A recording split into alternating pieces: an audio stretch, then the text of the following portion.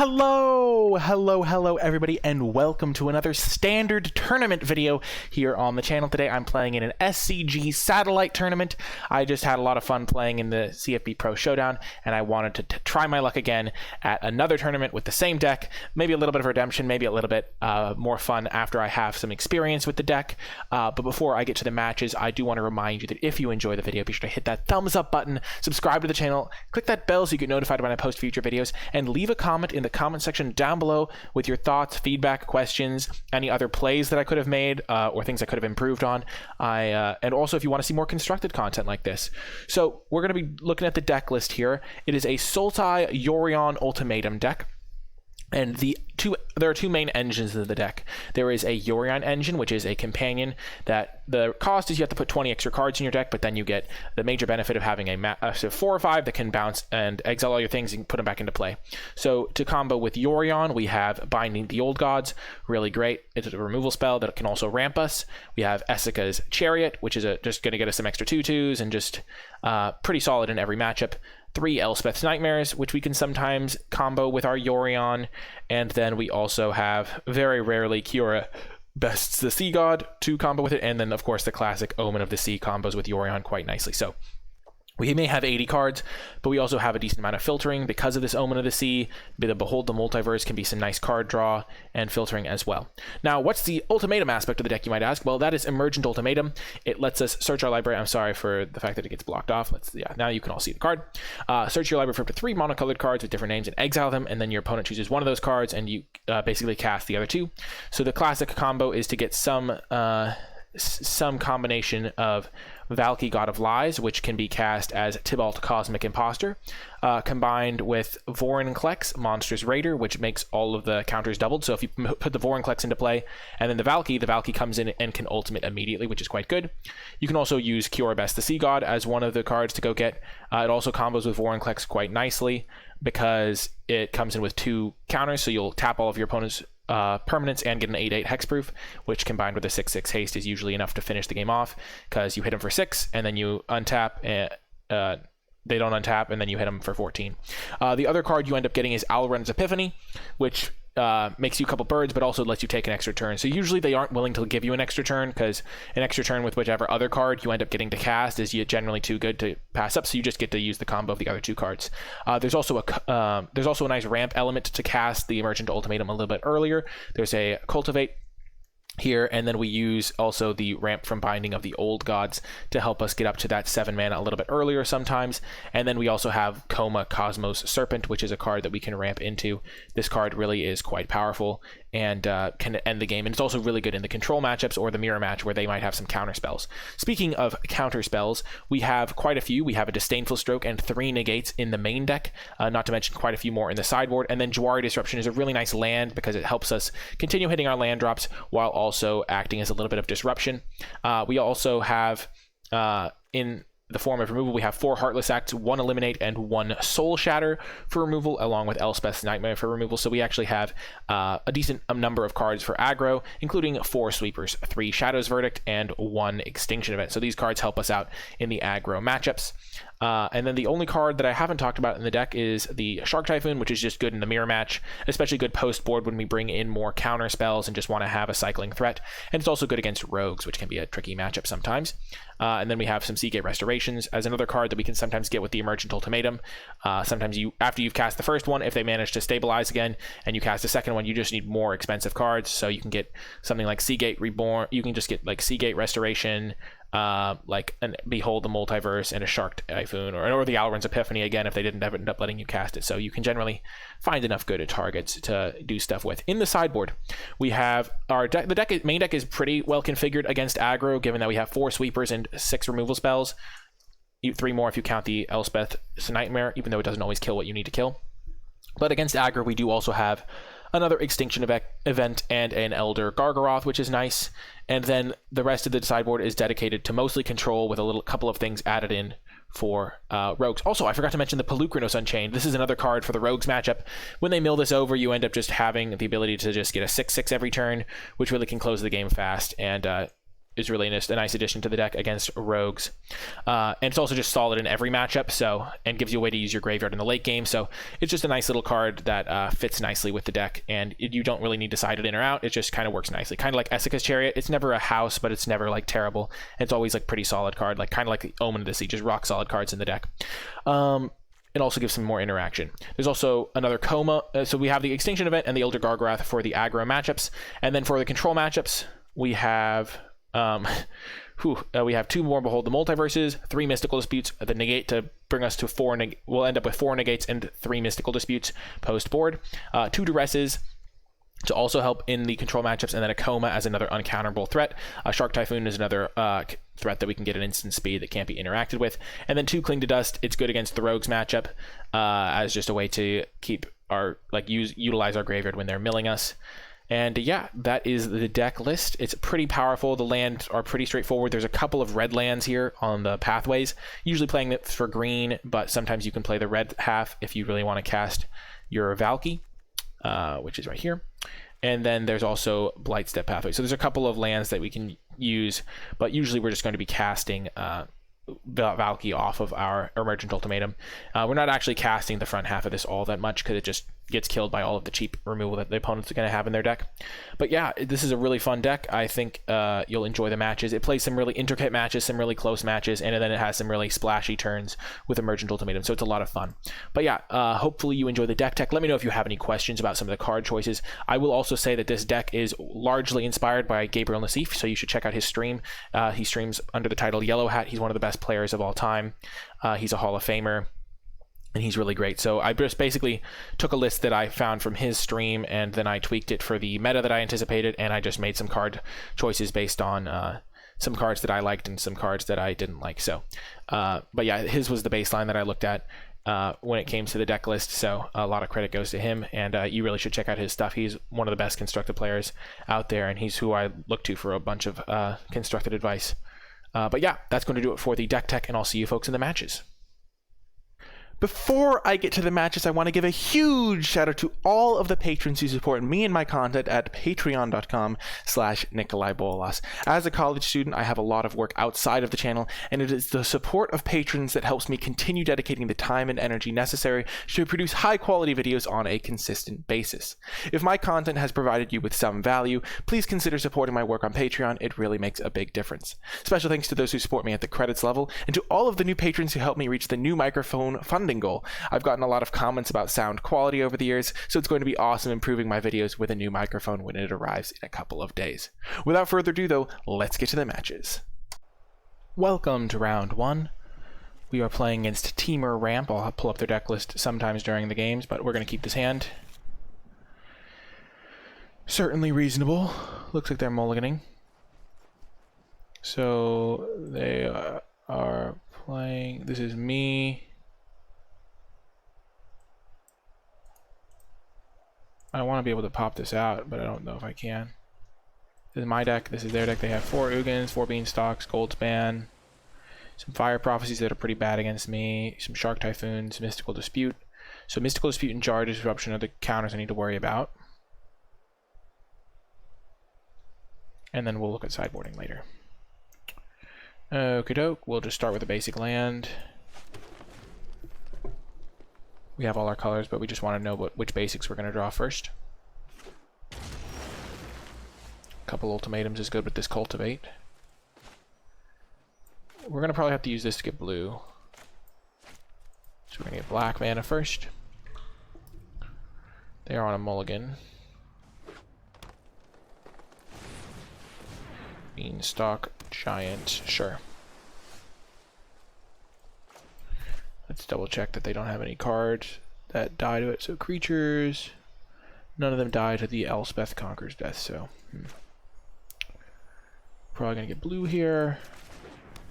And then with our Cultivate, we're going to get, we already have another black mana or a blue mana, so we're gonna definitely get a forest. And then we already have a blue mana there, so, and then we're gonna get a black mana. Gonna put the forest into play. We could have gotten 2 forests as well. Luckily we just drew a green source, so no punish. They missed a land, so we're probably going to be able to hold this up now, which is nice. So let's play Swamp.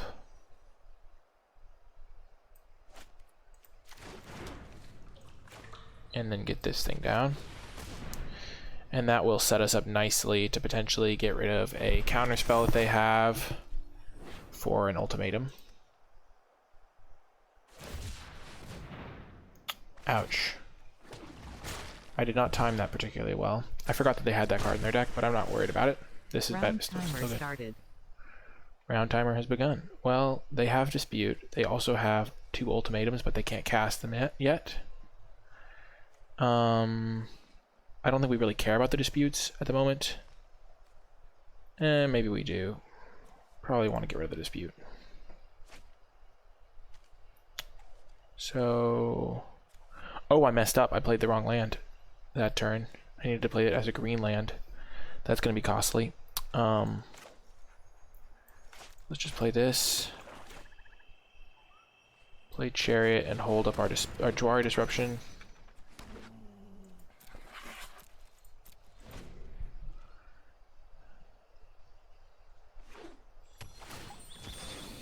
Okay, so now we will hopefully Jwari Disruption them if they go for it. We only have 3 counters that could deal with this right now, and 1 Jwari Disruption, 2 Jwari Disruptions. Okay, so this is where I certainly messed myself up here. And punished. Okay. I even was thinking about it, and I just played the wrong land that turn.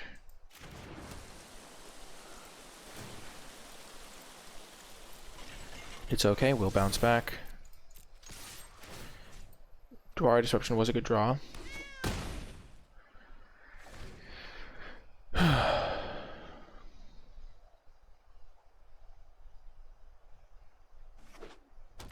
Because now they're multiple turns away, so we're still going to be able to win this, I think.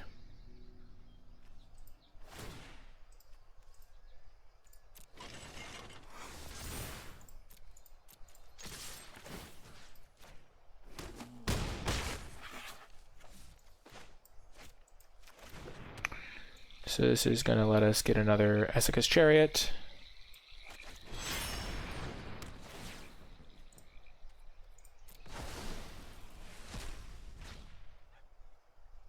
Oh no, I did blow this. Oh my gosh. I didn't check my mana again. Oh no. Well, we messed up. We're probably going to lose now because they just need 1 land and we're... Oh my gosh. I was just going to hold this up. Costly mistake here. Yep. Oh, they didn't have the mana for it. Thank goodness. They needed triple blue. Or they didn't think they were odds. Oh, they have enough mana for it. Triple blue. Oh no, they didn't have enough red. Okay. Whew. Luckily we were not punished for our error. So let's see what they could bring in out of the board. So our opponent... I don't like this little small thing.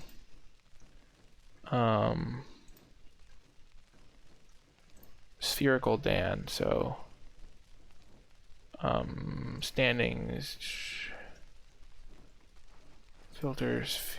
No, we don't need standing, we need... Your matches, Spherical Dan, there's his deck list. In a much nicer form to look at and analyze. But right off the bat, we can assume that we're probably going to want this. The Mystical Dispute's coming in, the Behold the Multiverse is coming in, Shark Typhoon coming in, Duress coming in, Coma coming in. And then Shadow's Verdict is a blank against them. Extinction Event's not great. Probably want to keep in 2 Heartless Acts and 1 Soul Shatter. Because they have some creatures like Beanstalk and Goldspan. And Soul Shatter can deal with Ugin. And they have 3 Comas, so that's a problem potentially. We want to cut...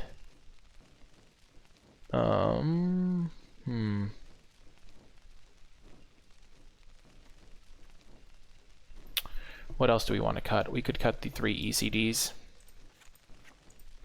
Because they're just delayed Duresses, they're just much worse than Duress.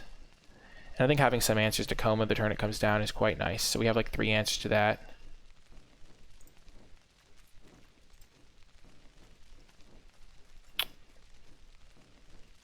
Seems good to me. Let's go. We never really touch certain cards. We just like chip around with some of the things. So 3 comas is the problem we'll have to answer. So Heartless Act is actually a card that we're pretty fine with. On the draw, we have a lot of expensive cards. We have some card draw. I think we're going to be able to hit our land drops here, but we don't really have interaction for their stuff. I'm going to mulligan that. This is much better. I'll put that on the bottom. Maybe I'm supposed to keep it on top, but I just want to get my mana all set first.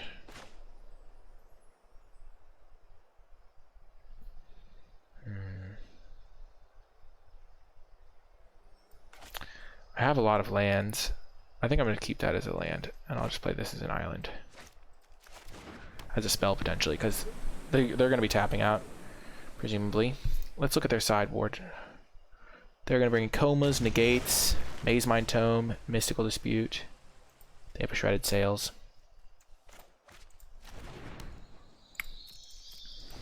If they go for Cultivate, I'm going to counter it, because it's just such a nice way to get accelerated on mana. If they want to counter this, I'm okay with it. Emergent and Negate. Both of those are great for me.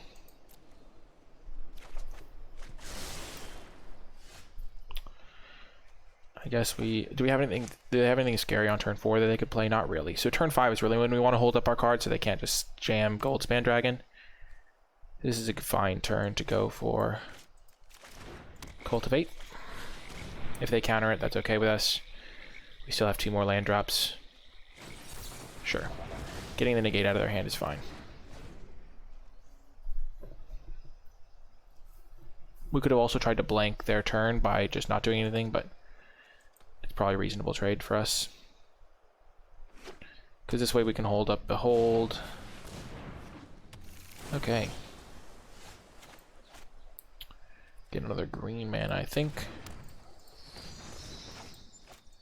And then we'll foretell this, so that on their turn we could potentially counter their spell or do that. So they know that we have Behold, because that's our only foretell card, other than the Epiphany, so maybe they think we have that. We'll let them counter this as well. Oh, nothing. Okay. 2 lands. I do want lands.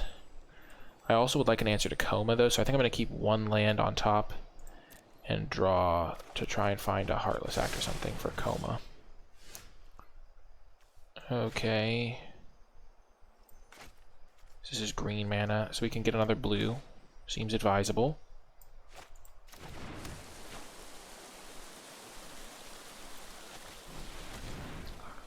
So they have 3 Comas in their deck. They're pretty likely to have one.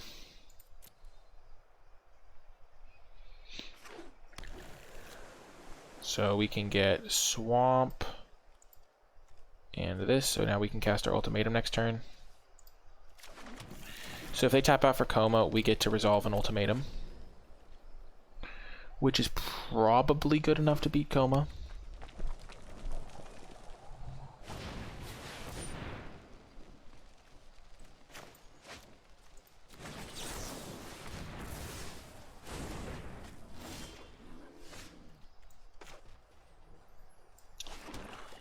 Jam Ultimatum.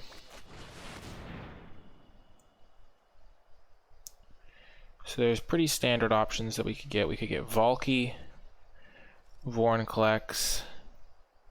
We're definitely going to go for our extra turned card. So Alrund's Epiphany is definitely in there, and then they're probably going to give us the other 2. Vorinclex is probably the second one that we want. And then it's between Valky and Kiora. Valky's better if they untap and jam a Coma.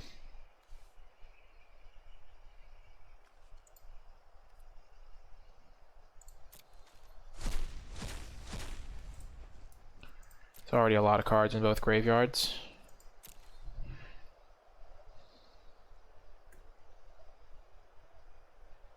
So I'm probably going to get a Vorinclex into Valky, which I can immediately ultimate the Valky. which does leave me vulnerable to Coma, so maybe I just uptick the Valky.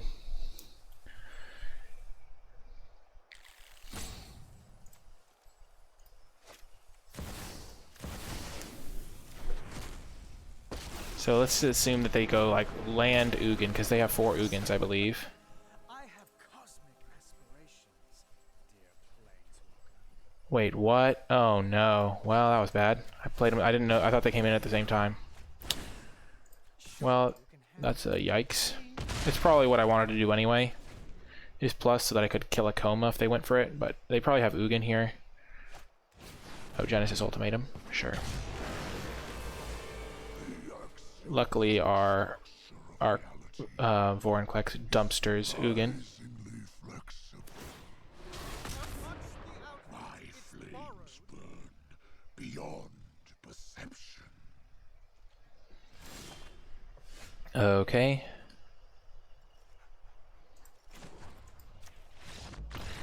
And we get the win. Nice little victory for us. Things went according to plan. Our sideboard was really good for this matchup. And I'll see you folks next round. Welcome to round 2. We are 1-0 currently, playing against now Gruul Adventures. Let's pull up the deck list. They have Edgewall Innkeeper, Brushfire Elemental, Bonecrusher Giant, Lovestruck Beast, Mammoth, Scavenging Ooze, Questing Beast. Arnie Broken Brow is a little bit cute. Clothis could be difficult. And then they have 2 Great Henge only, 4 Embercleave, and a Crow in War, and 1 Fire Prophecy. So the cards to keep in mind are Bonecrusher Giant, because that's an instant that they can use to interact. Scavenging Ooze can mess with us a little bit. They have some haste creatures, so they have a bunch of haste creatures actually. And then they have a Clothis to be aware of. But I think we keep this hand. We've got a Heartless Act, which is one of our premium removal spells against them. Round timer started. Okie doke. So we're going to go turn 2 Heartless Act, turn 4 Binding something, so we're in pretty good shape here. On turn 3, if we are hitting lands, we could consider Yorianing.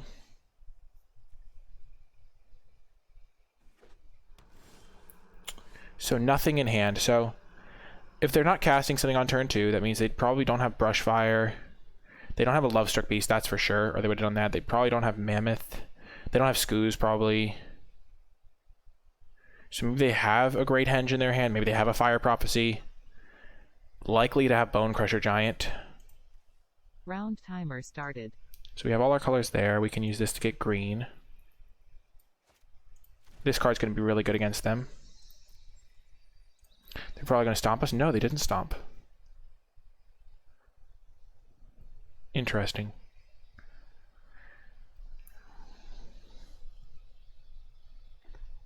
I don't think we want to Heartless Act the Edgewall Innkeeper.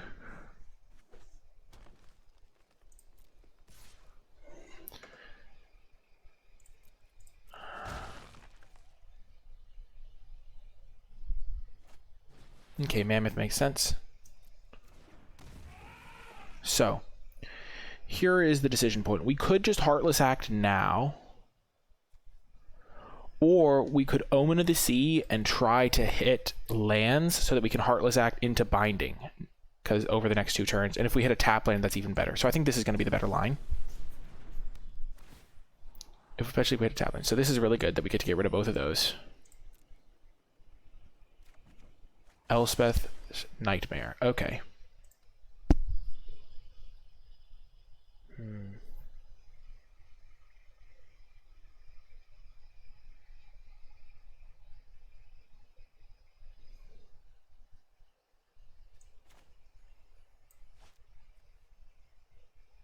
So they probably have a Bonecrusher Giant.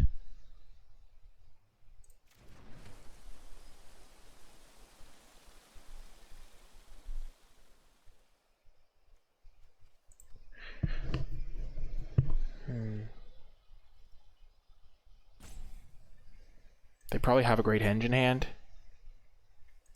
So if they go for, in response to the trigger of life gain, I'm going to kill that with my Heartless Act.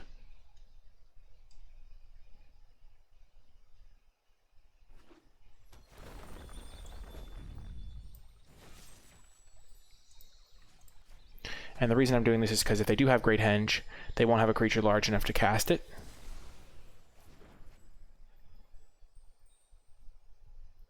And if they go for a brush fire on, it does not look like they have it. They probably have Questing Beast, which if we can top deck a land, which is decently likely. Oh, they have Love Struck Beast. Oh, okay. Well, I would still like to top deck a land. Oh, okay, not a land, but still worth going for this.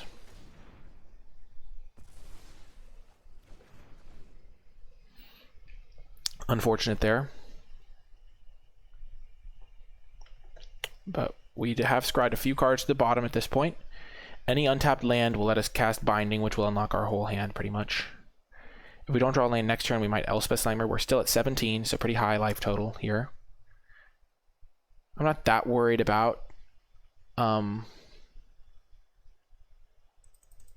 the possibility of Great Henge, I guess, because I can kill it with Binding.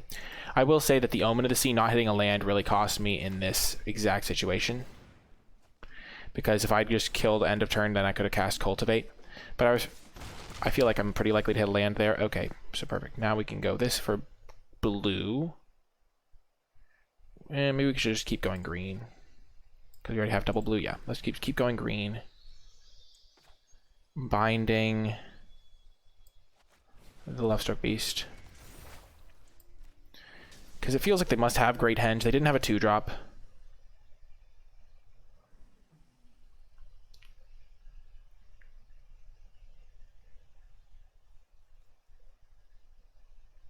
And I can just jam Pelucranos. They don't have great answers to it.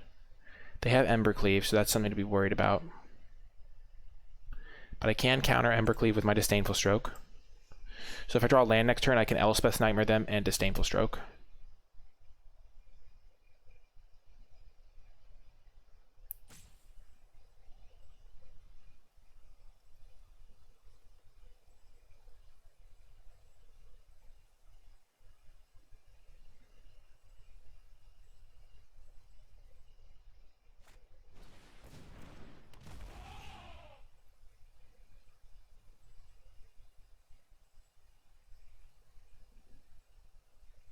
So if they do have Great Henge and they can't cast it this turn, okay, they can cast Great Henge this turn. Okay, big draw there. That was huge. We're going to get a Ketria Triumph. Then we're going to play this for black mana.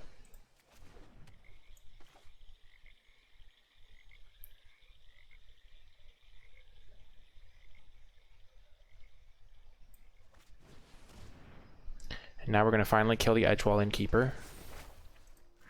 We're going to take a big hit here, 5-7, and then, but we do have a counter spell for their Embercleave or Great Henge. Probably Embercleave, or they would have cast Great Henge last turn. Okay. Okay, we're just dead.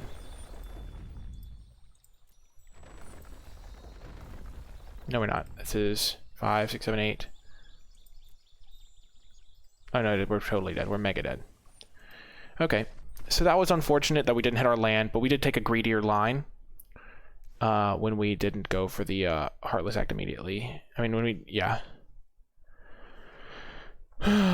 So I have myself to blame in part for that one. I have 37 lands or mana sources in the deck, so the odds of hitting one are pretty likely when I look at 4 cards, because I scryed 2 to the bottom, draw a card, draw another card, so that's 4 cards. So hitting a land there was fairly likely, but not hitting one really cost me the game, so maybe I should have taken a different line. But try not to get too results oriented. So they have Wilt as a sideboard card they could bring in. They have Ox, Vivian, so we'll need to be aware of Vivian a little bit. Clothis again. Okay. Extinction Event, Gargaroth, Coma, all those seem pretty good. They're going to struggle to deal with those. Top end threats that can't be stolen by a Crow in War is nice. Actually, I guess it can be stolen by a Crow in War. But I still think it's probably better than some of my other top end stuff.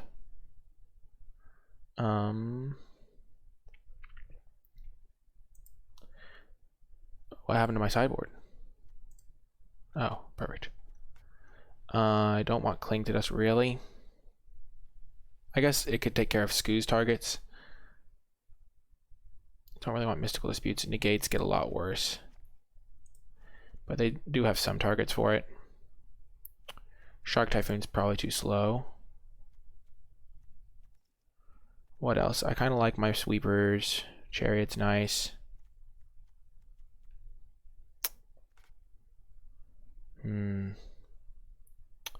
If I have extra spots, I can just add more negates. Behold is a little bit slow. Maybe I just run it like this.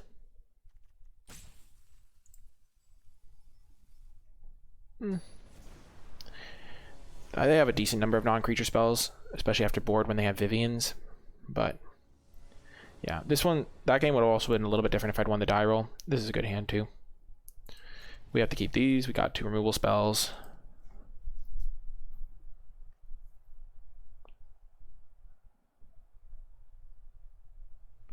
And on turn 3, we can get Yorion because we do have these reliable lands. We're gonna need we need to make sure we prioritize getting green with these cards. So we're gonna get green here.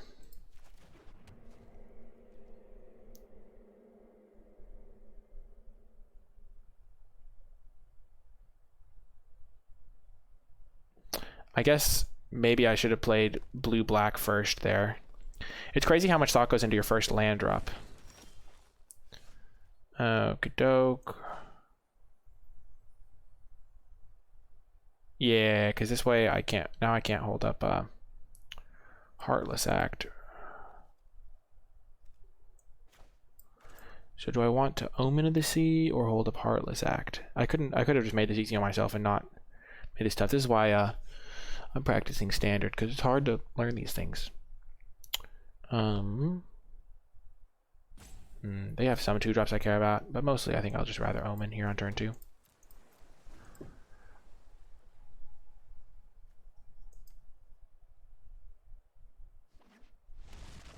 Okay, rewarded. So they don't have Edgewall Innkeeper. Oh, they do have Edgewall Innkeeper.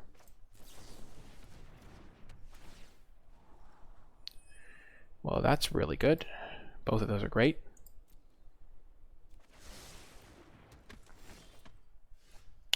So now we want to get black mana. So we're going to use that land to do it. Take care of the Edgewall Innkeeper. And then we can get rid of one of their problematic cards from their hand, maybe. We have 2 more removal spells, and then we have our win condition.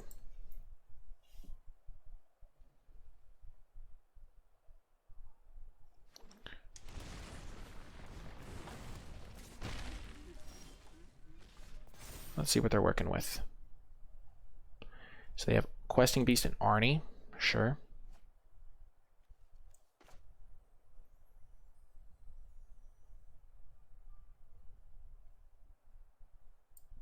So this turn I get another green. I'm not going to be able to flicker it, but I'm still going to play Binding this turn.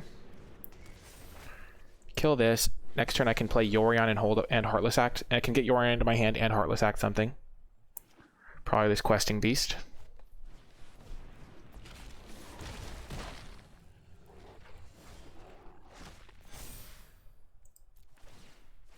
So I'm going to get a blue-green land with this Ketria Triumph here. And then I'm going to use this to get a black mana.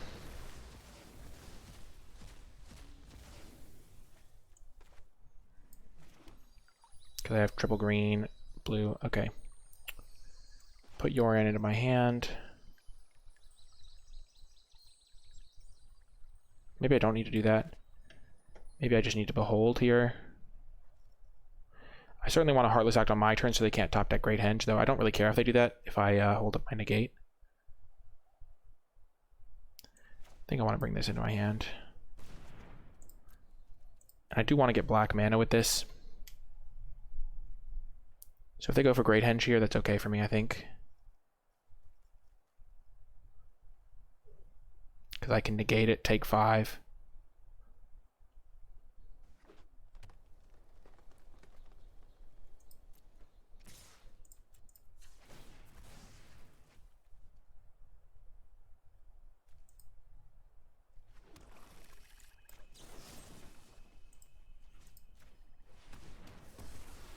Goodbye, Questing Beast. I take 1.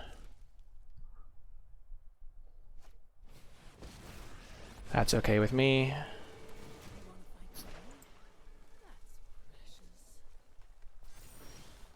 Oh, tap land. Unfortunate there. To meet my friend, Stompy.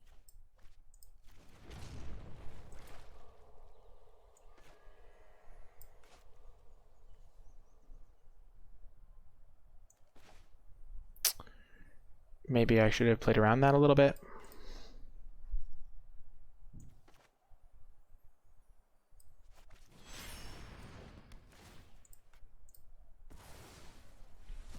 I have a 4/5 blocker though. Binding is good.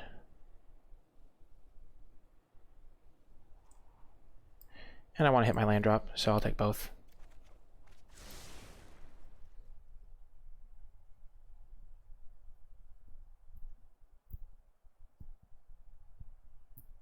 Tap land really was a bummer there for me.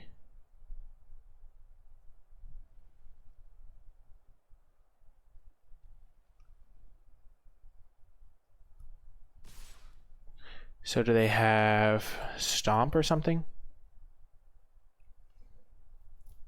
They could have Stomp.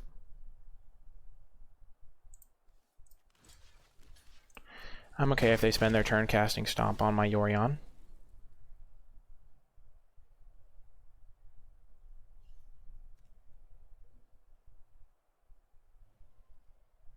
Stomp and Bone Crusher. Shatter Skull. Oh. That's really nice for me. We will adapt to any threat. Okay, so now we cast this. We choose Vorinclex, Alrund, and probably Kiora. Best the Sea God. Can be better than Valky.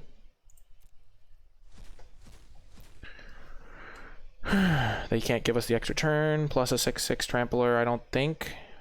Maybe they can, maybe they think they can. But I think we got game 2 here. They don't give us Kioras, okay. Cast that, and then cast this. Oh, that gives us the one with first. So we need to choose the one that we want to come into play first, second, okay. So we are going to get an extra turn here. Let's think of our colors. So we have black, black, blue. We only have one actual blue. This is blue-green, though. Let's name blue, though, because we have a lot of blue things in the deck. And I'm going to use this to kill the Vivian.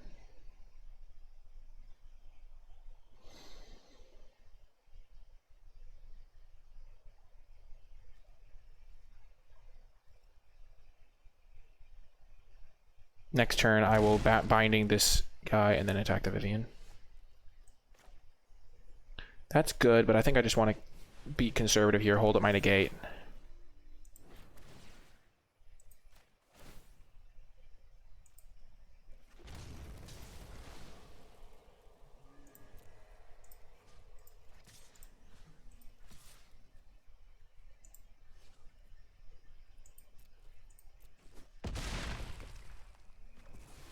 Beaten, but not extinct.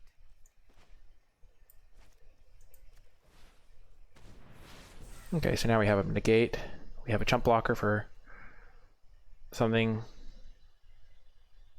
We can cast Ultimatum again. Sure.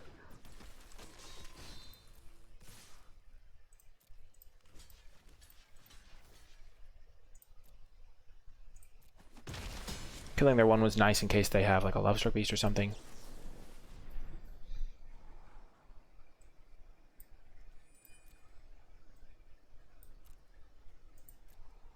I like getting a Shadow's Verdict just as an insurance policy.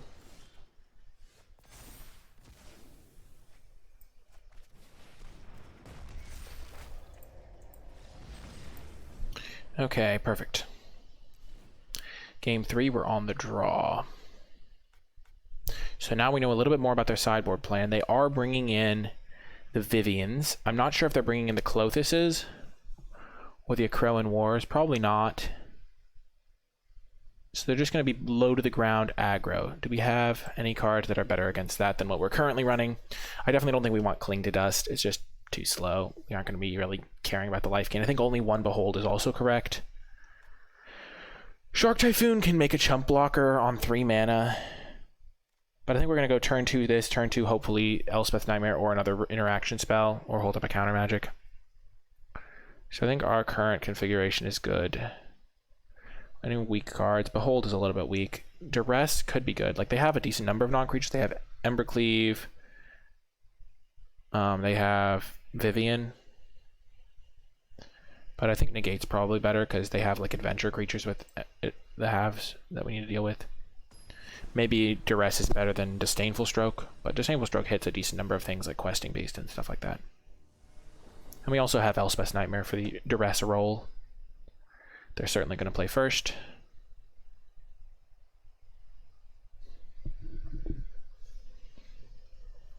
I think game 1 so far was much closer. Game 1 was the closer game. Game 2 was kind of me in a landslide. But game 1, if I had hit a land drop on one of those turns, it would have made a big difference, I think. So I'm feeling much better about my chances this match. Ooh, nice hand here. We do need to hit a land for Cultivate, but we can't. We have to keep this, I think. We have so many lands in the deck that turn 2 removal spell, turn 3 Cultivate, turn 4 Shadow's Verdict is probably the best our deck can do against them. So hoping to draw 1 land here. And if we don't, we probably lose. But if we do, we're going to be in business. Okay, and they mulliganed, so that's helpful as well. Okay, Lovestruck Beast, no Edgewall Innkeeper. Okay. Land, yes, we did it. If they don't play anything worth killing on turn 2, we're probably going to actually Valky, just that they have to interact with us a little bit. Oh, Extinction Event is perfect. So we already have the mana we need, so we're just going to Valky them.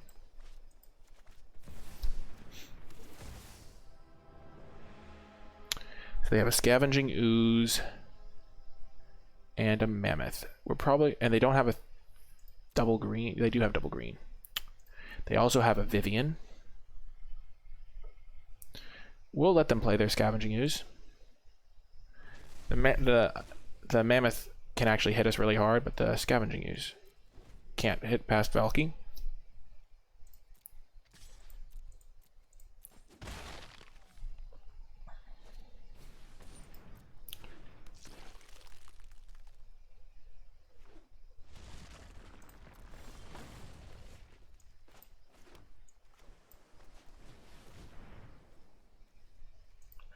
So I need a second swamp and probably just prioritize forests.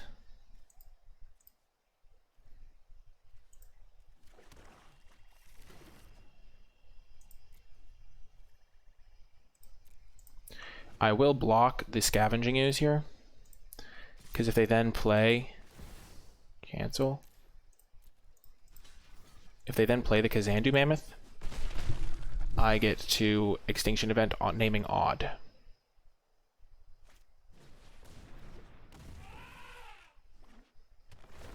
So the Vivian could be a little bit annoying.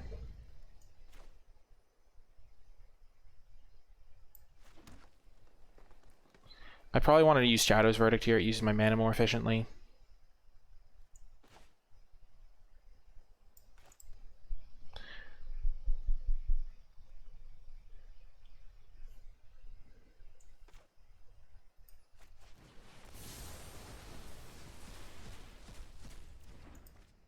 Okay, I hope they don't just jam Vivian here, but they could. It's certainly beatable though. Oh, that's really good for me. Because now I get to... Oh, nice. Okay, so I play land. Gonna get double blue here. So first I'm gonna Heartless Act the Lovestruck Beast on my turn so they can't cast Great Henge.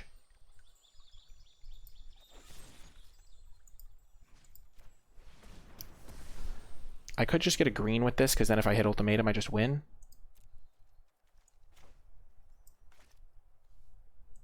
So I already have double black. I'm going to have double blue from this, so yeah, I'm going to do that.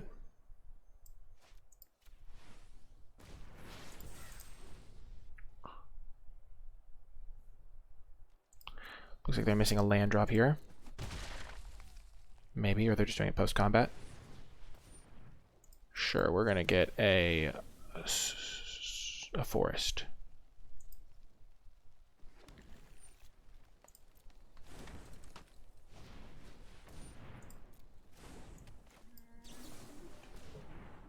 Coma. We don't want either of these. We just want to land, I think. Because if we... Oh, no, we already have the land. We can just jam Coma. That's pretty good.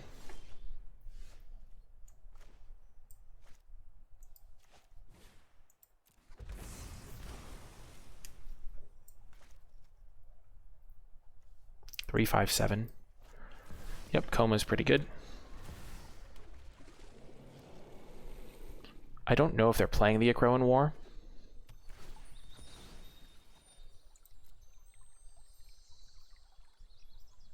Okay, if their last card is Embercleave.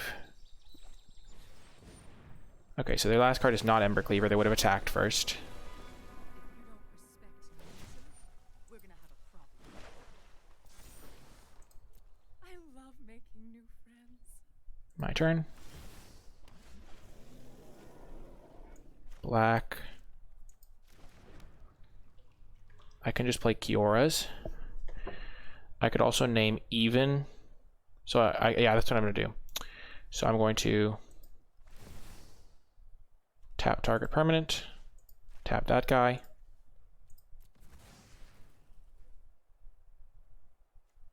I'm going to extinction event choosing Even because this costs 7.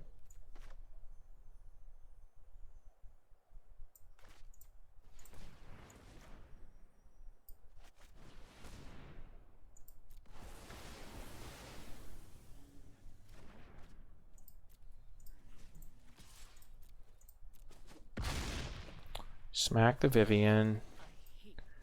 Play Pelucranos. Make another Serpent.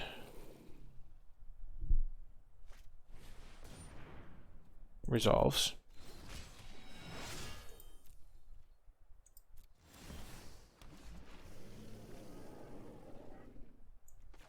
How many lands do I have? 4, 5, 6, 7, 8, 9.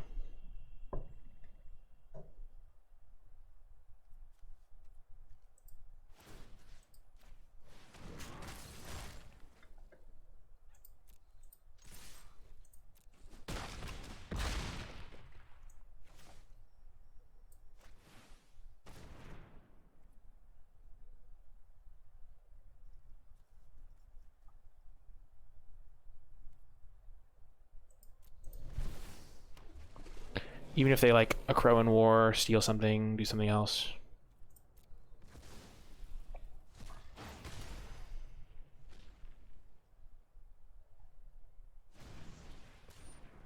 Sure. I can even fight the token. Yes! Got the win. Game 1 was tough, but we kept our composure, battled it out, and won the match. I'll see you folks next round. Welcome to round 3. Unfortunately, we lost the die roll again. We are once again playing against a Gruul deck. Or Gruul, however people like to say it. We're going to mulligan that handy pretty easily. And we're going to keep this one. I like it. We're going to ditch this Behold the Multiverse. It's just the hardest card to get cast. Hopefully we hit some land drops naturally. This is the deck we're playing against. It's very similar to the last one. There's Goldspan Dragon, though, as an important difference. So there's no Great Henge to worry about, but there are 4 Goldspans. And then there's 2 Esseka's Chariot and 2 Akroan Wars. Top deck on land is excellent. So this probably means that they don't have Edge Walls. They don't have a Lovestruck Beast, at the very least. So we don't have to worry about that for a little bit. Which means that a lot of the cards in their hand are a little bit more scripted. Okay. So we want to get as much green as possible. We're just going to keep playing our lands like this, though. The Brushfire Elemental is not generally the preferred turn to play. They'd probably rather start with one of their adventure creatures, but...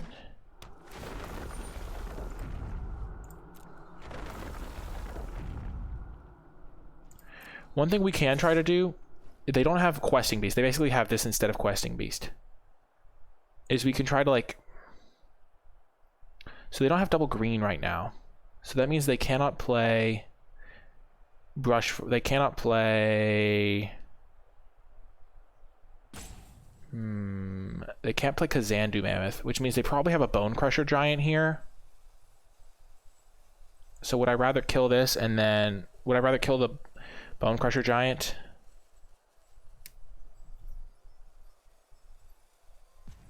Then this. Probably not. Yes, probably, because then if they play a 4-drop creature, we can kill that with our Extinction Event.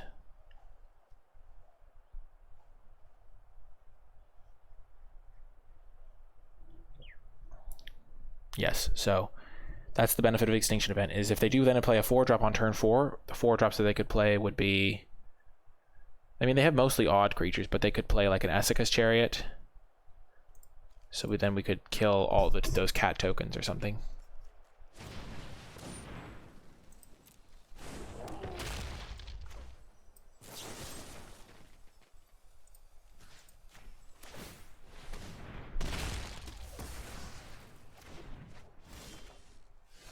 Okay, so now we're going to take a turn off. It's a dangerous game we're living in, but we're going to get an island into play and a forest into hand. They don't have as many hasters. They do have these gold spans. But I'm hoping for an Essica's Chariot this turn. That would play out the best for me. Looks like they might have one too, because they've been playing relatively slowly. Their Crone Wars are dead draws. They don't have any other removal though. 4 miscasts. Oh my gosh, that's such a sick tech card. Well, they're certainly bringing those in. So they hit me for 1. Oh, they're missing a land drop. That's another good reason to kill the Bone Crusher Giant, is because if they just stumble, they're in huge trouble now.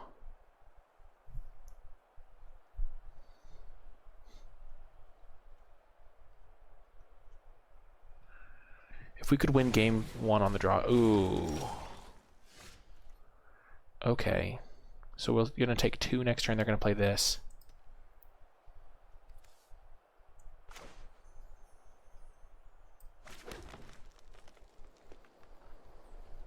Let's just imagine that they have a land plus another spell. We could get greedy with our Yorion, but I think we're just going to use the Ominacy for Yorion value, and then this turn we're going to Extinction Event naming even.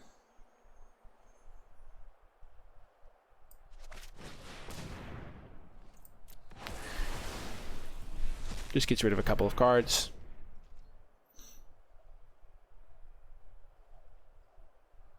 If they miss on lands... Okay, they did hit a land. So they're getting closer to Goldspan Dragon. I think we start with this, of course. Coma and Nightmare. We don't really want the Nightmare. Coma's interesting. Coma's really good against them, by the way. Never mind. Yeah, easy Coma here. We don't have a second blue. Yes, we do. Never mind. So then we just take this out in case they have an edge wall. They don't have an edge wall because they already used it. So they probably have a Goldspan Dragon here. But Coma can just keep it tapped. How do they kill Coma? They have 2 Crone Wars.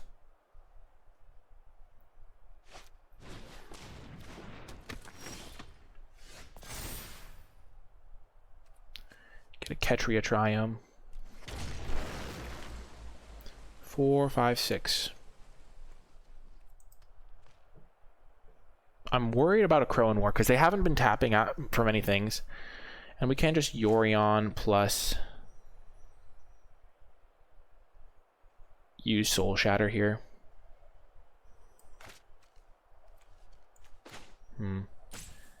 This is probably still reasonable though.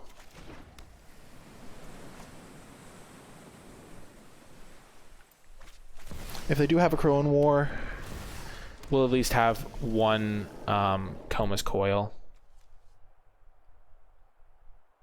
And we can kill it with a Soul Shatter.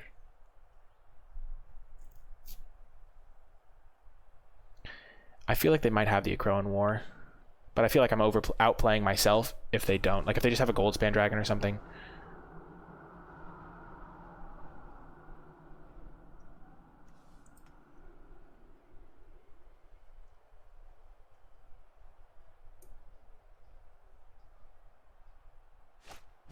Okay, they do have the Crone War.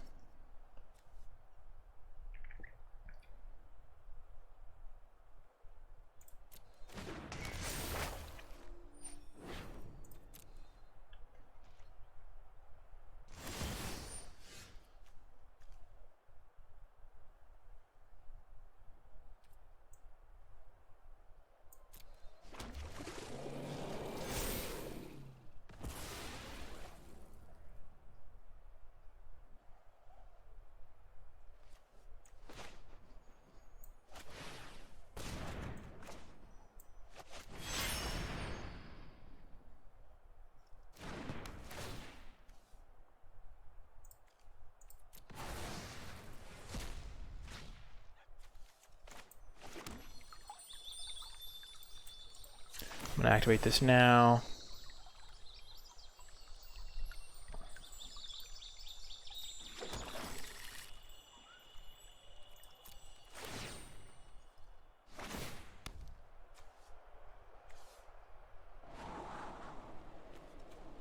Both of those are very good.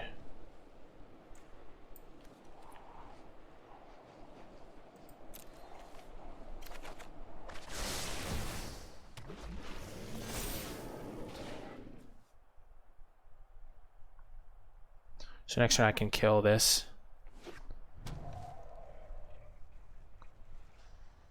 And then binding the old, I think kill their Goldspan Dragon with this.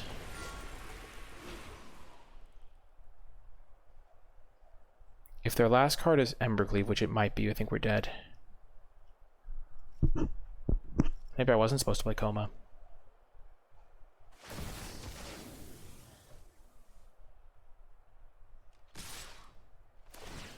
This smells like a Embercleave. So if they have Embercleave, I'm dead.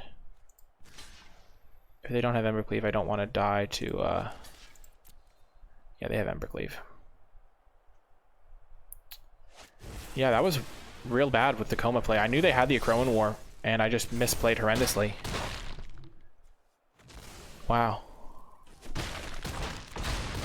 Yeah, that was my bad. I played right into their hands. I thought it would be less big of a deal than it was. I guess that's literally like one of the worst plays I could have made.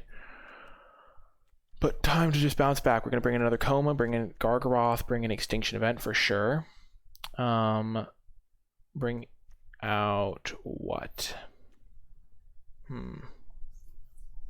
So they're going to be bringing in this miscast plan, most likely, for expensive instants and sorceries. Target instant or sorcery spell unless its controller pays 3. So I could just like ditch a bunch of my like emergent ultimatums.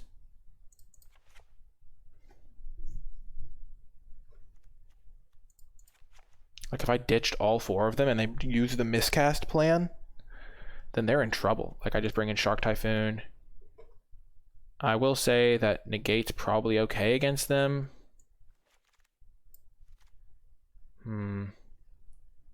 I like all my removal. I like some card draw.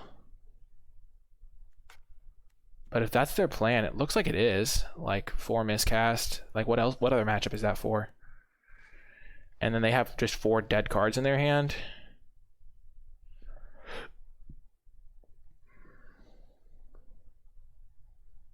They have some non-creatures. They're probably not going to keep in the Akroan War despite how good it was there.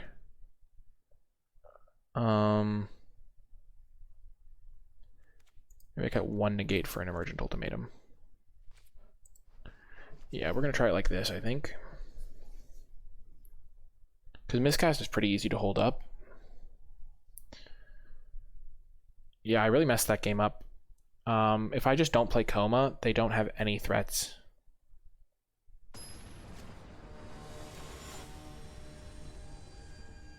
So yeah, I botched that hard. Okay, this is a pretty easy keep.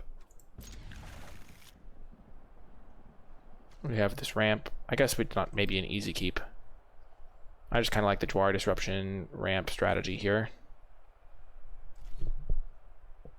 I'm going to start with this.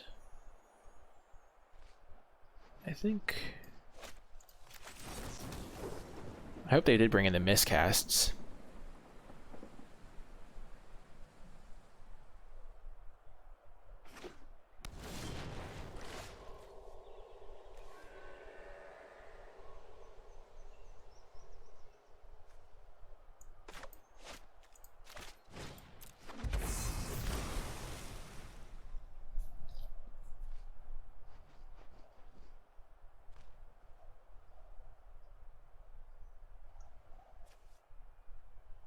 So Elephant doesn't tell me that much about their hand.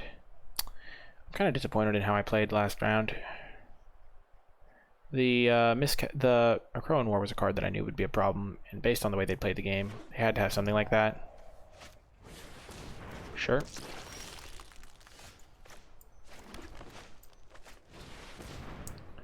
Get a forest and a swamp. Put the swamp into play. Next turn we can cycle this for 3. We have a lot of options available to us.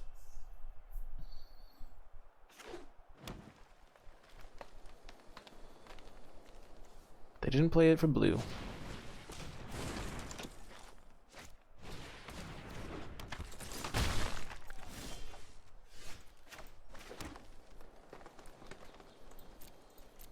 I think we will try to eat their creature with our Shark Typhoon.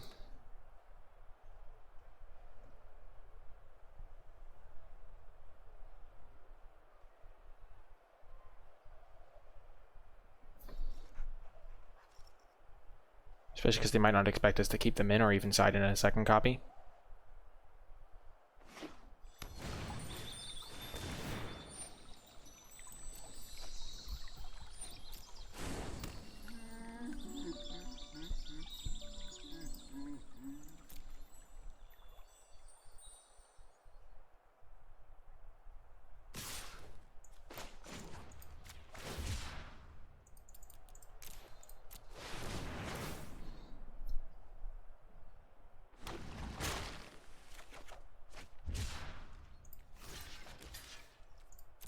Kill this, because that way they can't eat something with it.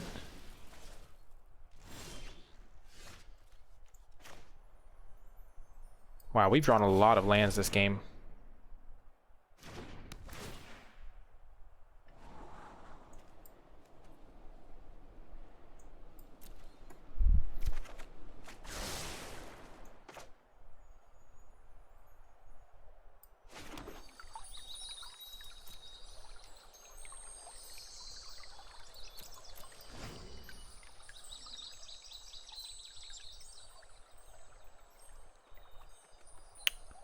I'm gonna hold up negate here.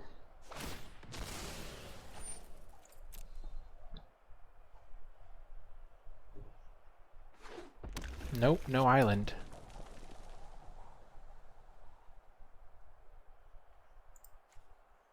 Is it a gold span dragon?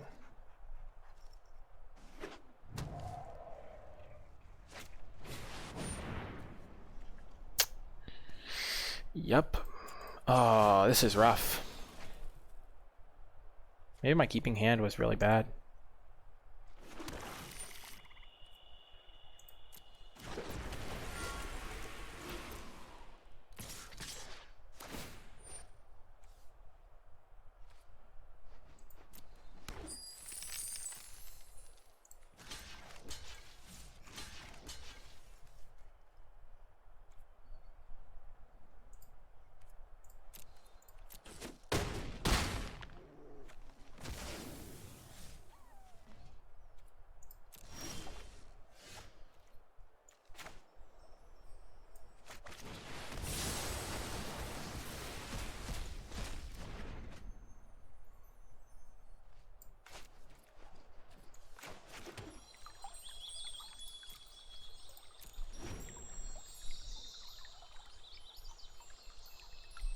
They even have miscast up now, so I'm still gonna get wrecked if I try to negate something.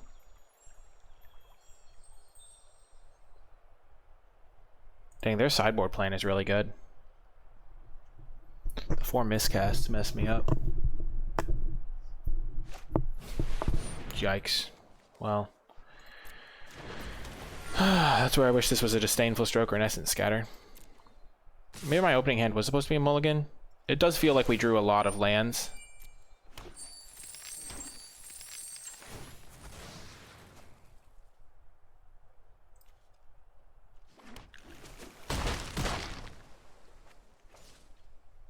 So our out is Extinction Event, or yeah, pretty much just Extinction Event.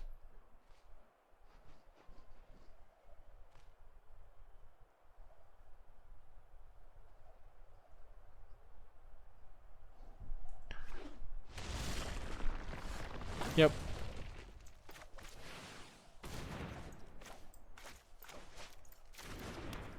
No, we can't even cast it, yeah. Not that it was going to matter, we were dead on board. Good game. That first game was really winnable though, I think. I wasn't under any pressure and I just botched it. Oh well, it happens. See you folks next round. Hello, and welcome to round 4, sorry about that. We finally win a die roll after a couple of rounds of not winning die rolls. This is the mirror match, so it is both of us playing Sultai. I'll look at their specific deck list after I decide on my hand, but this is a pretty clear mulligan. Heartless Act is not good in the matchup, and it's not even that good to have a Epiphany. This hand is much better. We can ditch Heartless Act maybe, or the Epiphany. Heartless Act, let's check their specific deck list. They do have 3 Valkies. They're going to have Yorion, so maybe 1 Heartless Act is fine. Being able to use Epiphany off of our ultimatum is really quite nice, but this could also be like a ramp spell for our ultimatum, so we're going to keep 6, and we're going to ditch the Heartless Act.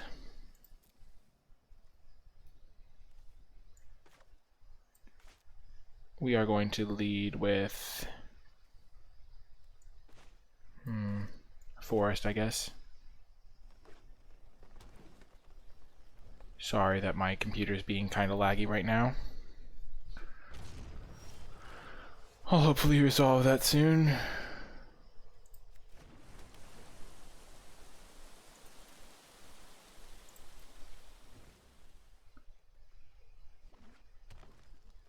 I'll resolve it after this game if it hasn't fixed itself.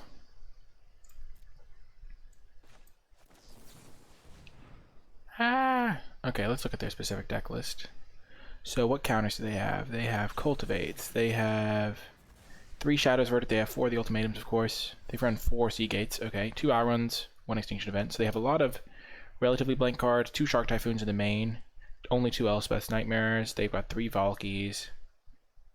4 Jwaris is important to know about, but that's their only counter magic in the main. So I should be pretty favored in the main deck matchup.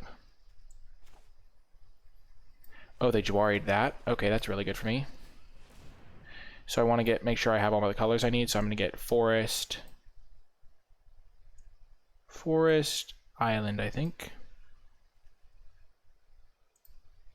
And then I can use Fabled Passage to get whatever I need. Wow, this really is laggy. I'll fix this between rounds after sideboarding.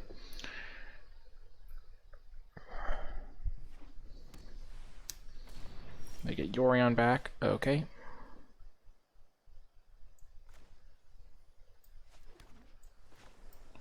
We're going to foretell this and put this into our hand. And then our pile is going to be Valky, Vorinclex, and the other card that we have. They have Interthrow. They do have 4 of those guys.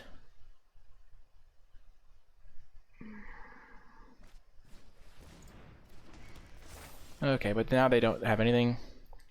So this is where we can really get them.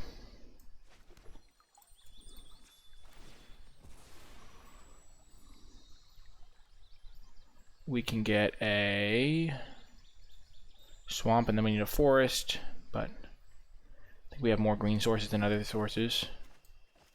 It's like ramping us, because if we draw a land, we're in great shape here. Ooh, close, but no cigars. Ouch. A little bit of a whifferino there.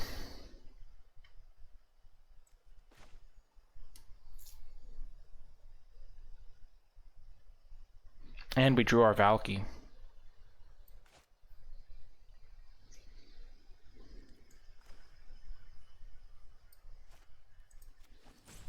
We're going to make sure we keep hitting our land drops, though. There's the 2 lands we need.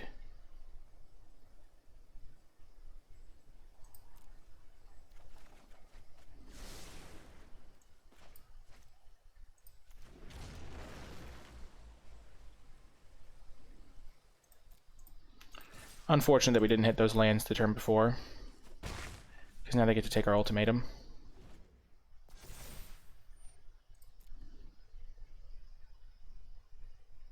We do get to land a Valky. They're probably going to slam Yorion here. They're missing land drops, which is nice. Getting the Triome is good for us too, because it's one of our few red sources to cast Tibalt.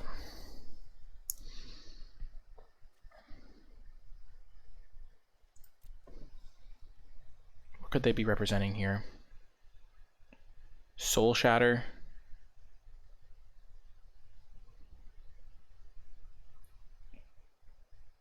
They could also have a Shark Typhoon.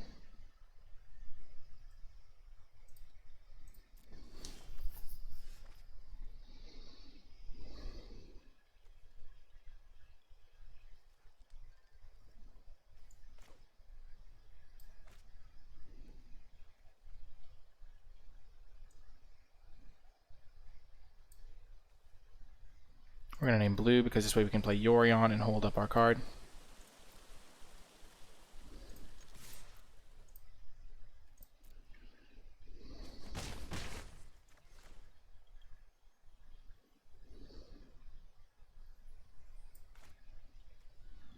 So how many soul? They have one Soul Shatter in the deck. I think I'm just going to go for the Valky.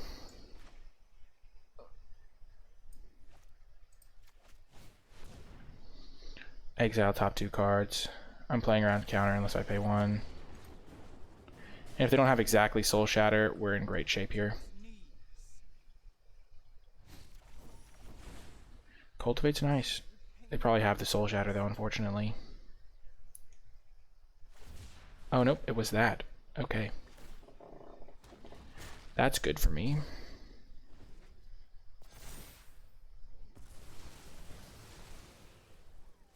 There goes my graveyard.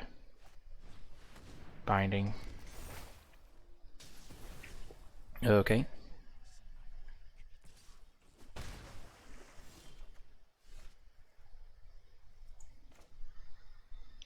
Gonna go for a couple forests here.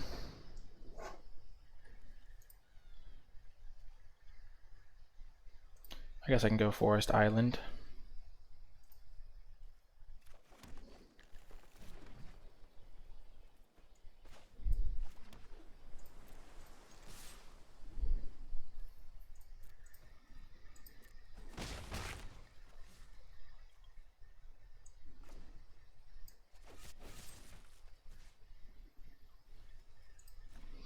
I'll just kill their shark now while they're tapped out. I am a little worried. I haven't drawn a ton of action.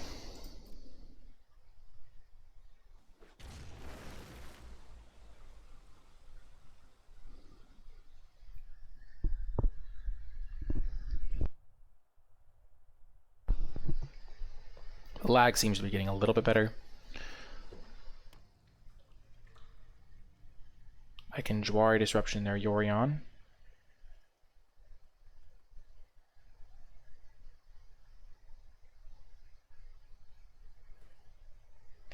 Okay, they have Behold in their deck.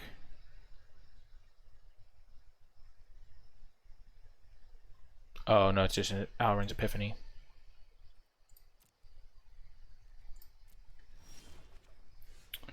Not great here. We were in great shape until we top decked no lands into 10 lands here.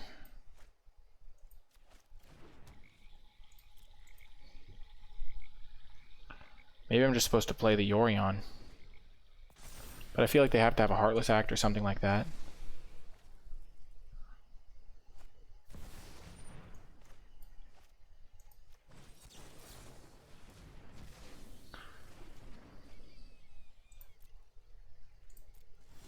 Big draw.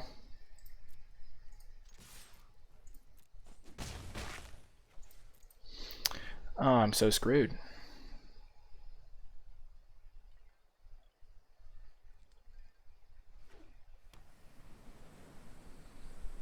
They're just going to jam it. No, they did not jam it. That is good. I would like to draw it. Oh, nice. Unfortunately, I'm in trouble.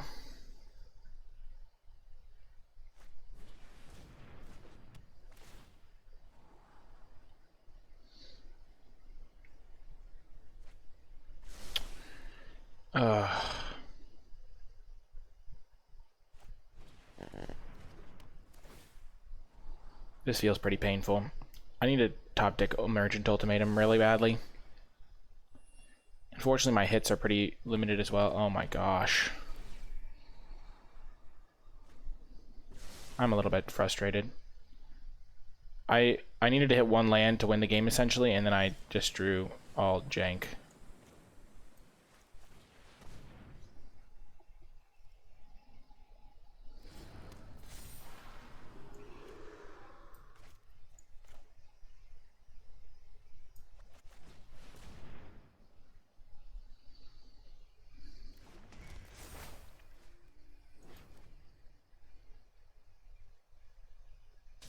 I just drew all lands and Heartless Acts, which are useless. Such is the way it goes, though. I think my deck is favored in the mirror match. Their sideboard does have some cool cards. They have a Thrix. They have a couple more Negates, a couple Shark Typhoons. They go up to a lot of Shark Typhoons post-board. 3 Mysticals and 3 Duresses, so it's going to be close post-board. But I would have liked to win the first game.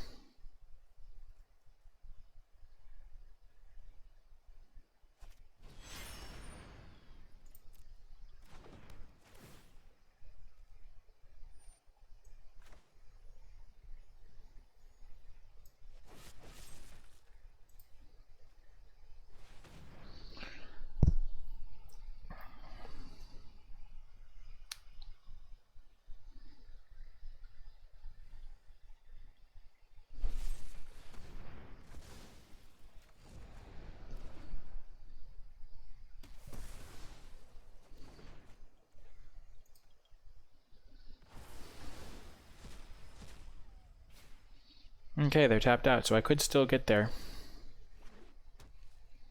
But it's unlikely at this point, given the way I've been drawing right now.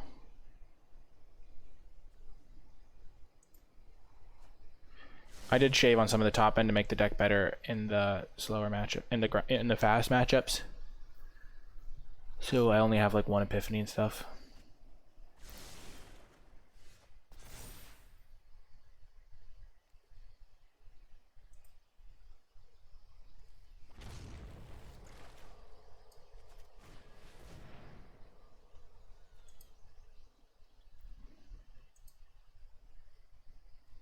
Almost out of lands.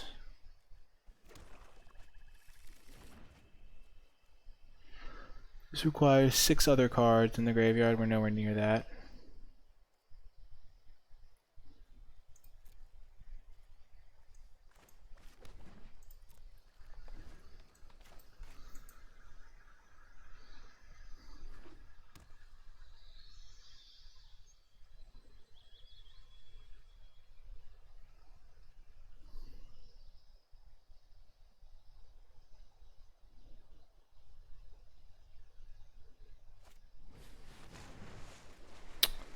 Yep.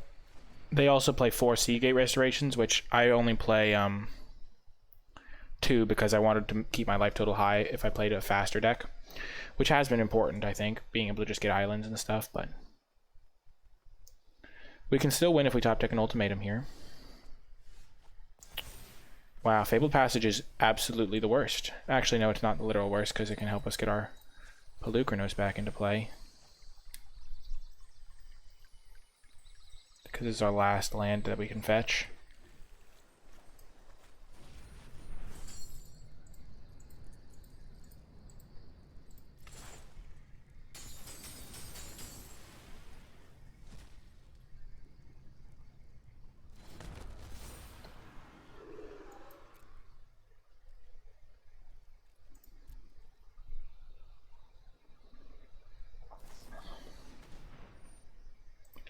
Maybe they think they can beat us without casting Ultimatum. I don't know. They have Ultimatums in their deck. Maybe they just won't draw any. Maybe their hand is 10 lands.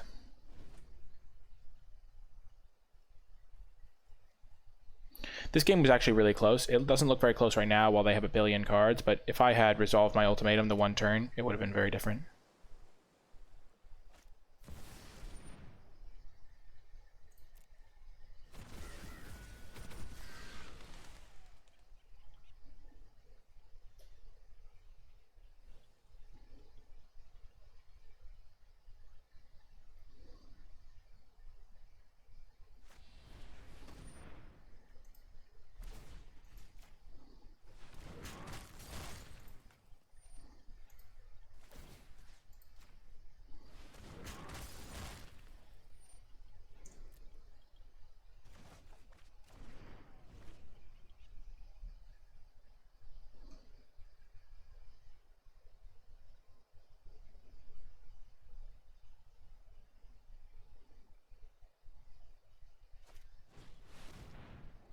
Yep. I can scoop now. Okay, welcome back. I think I fixed the problem that was causing the lag, at least. Okay, so we bring in all these things. They don't look like they have any comas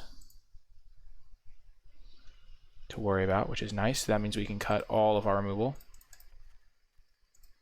I guess they have Thrix. Oops, never mind, I don't want that.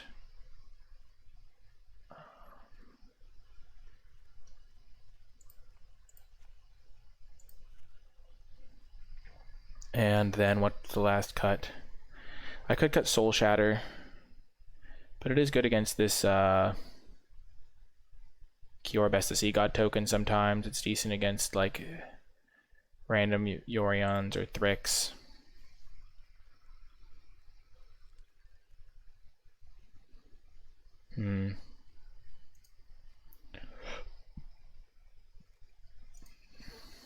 I could bring in this too.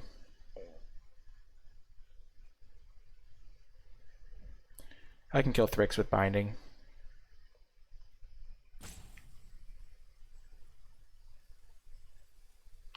Gargs could be okay.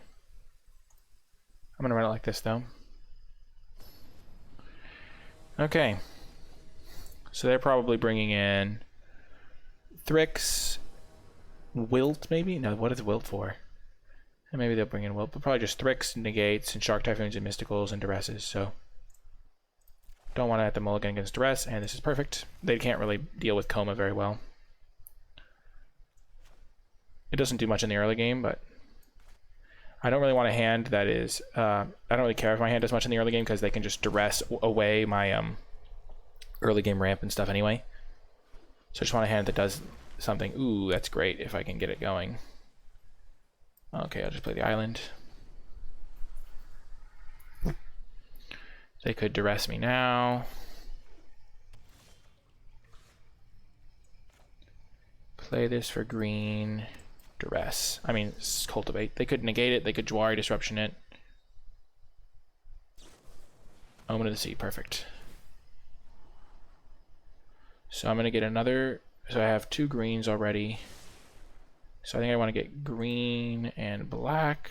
So now I have 3 greens. Put the green into play. Next turn I can put Yorion into play. Into my hand, I mean.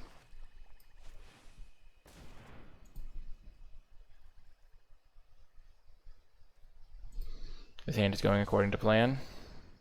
Oh, they make a 1/1 shark. I just do not care about that at all.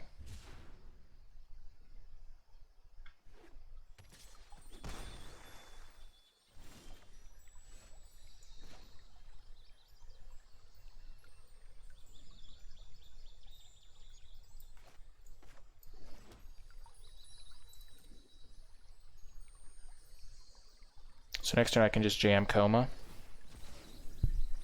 How do they deal with Coma if they don't keep in removal? Oh, they really struggle against it. That's good.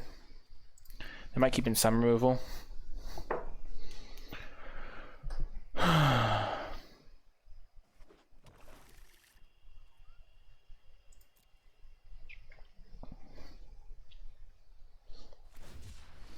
Sure.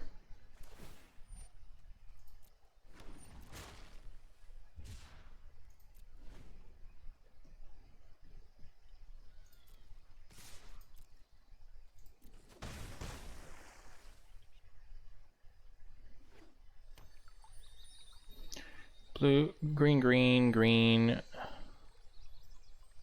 I can make black with this so I can get blue here.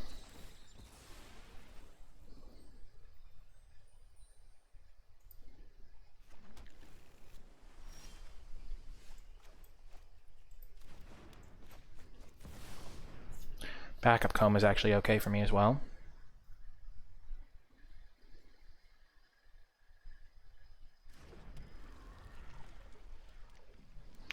They could kill it this turn. Wow, they left in Heartless Act because of Coma. That's reasonable. I like this hand a lot though, because I can just keep jamming threats. Overload them potentially.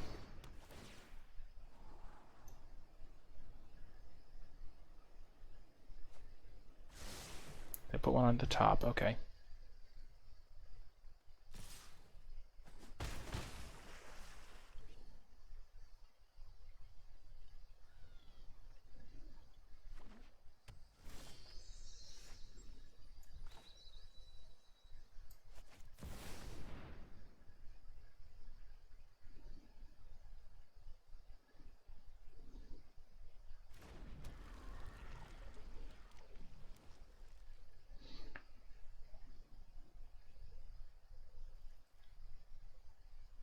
I wonder how many Heartless acts they kept in. I was assuming not many.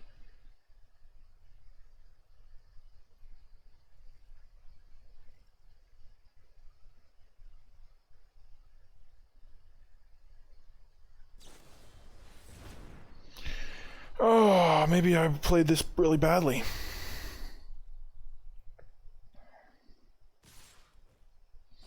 Well, they didn't have a land for their emergent ultimatum. Or they just don't have an emergent ultimatum.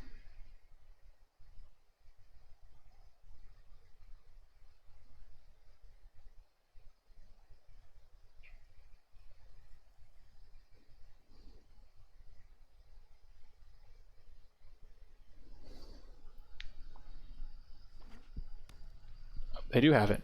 They just, yeah, they have all the colors they need. And they don't have double blue, I guess.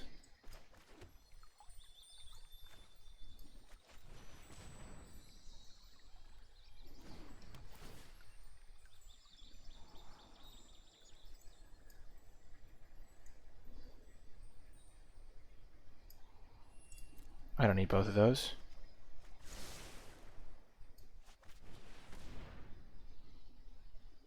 This ought to be good.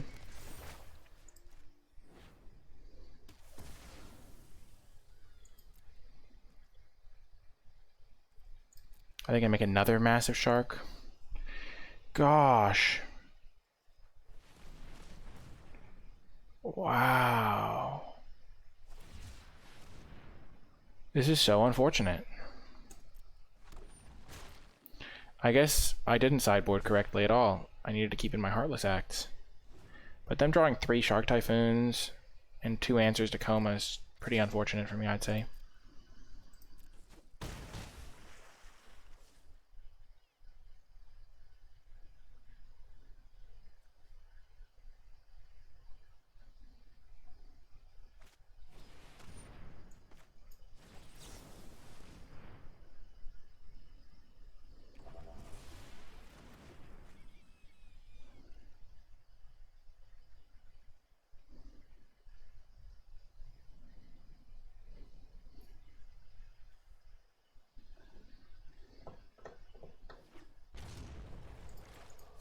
So they have multiple counters in their hand. Sheesh. I'm also screwed because this card is in my hand instead of in my deck. What do you got, bud? Oh, they have nothing.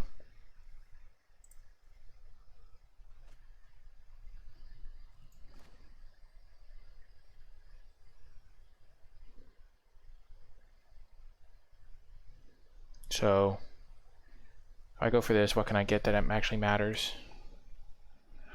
I can get, yeah, I can get my Tybalt Vorinclex extra turn.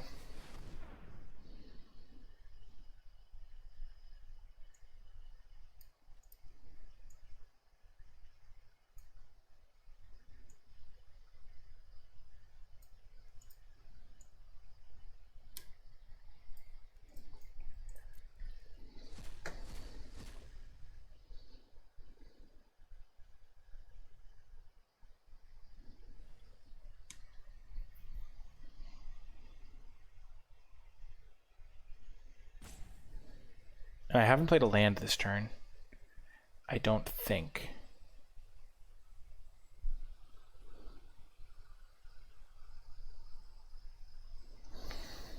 So if it's the Valky, I want to put the... Oh, they don't let me get Valky, okay.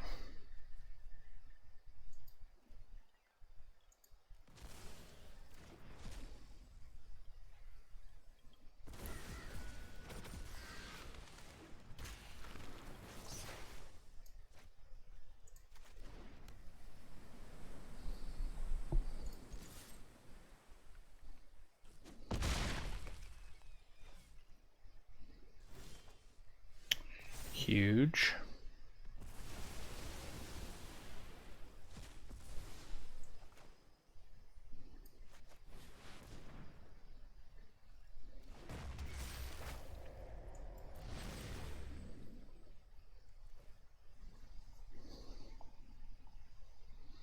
And I get an 8/8 hexproof.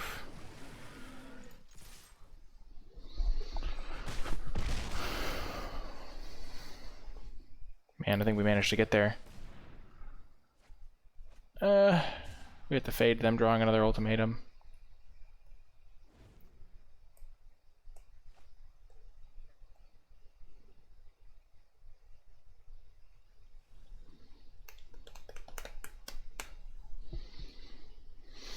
Oh.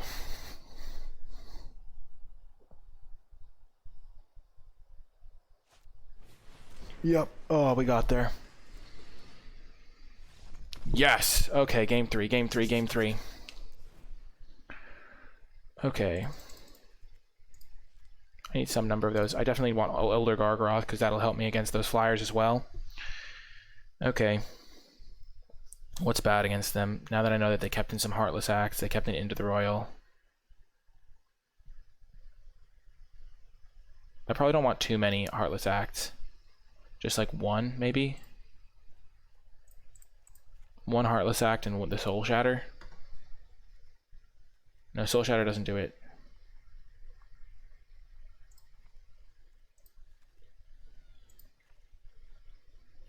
And then what do I want to cut, though, is the question.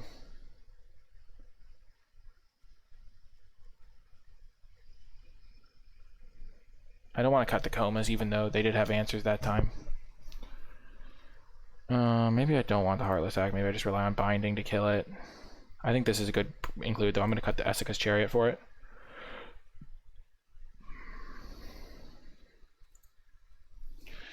Okay. On the defensive here. Battling it out, game 3. They don't have any comas. They do have Thrix, which could be a problem. I'm leaning heavily on these bindings for removal. Okay, unfortunately we have to mull it.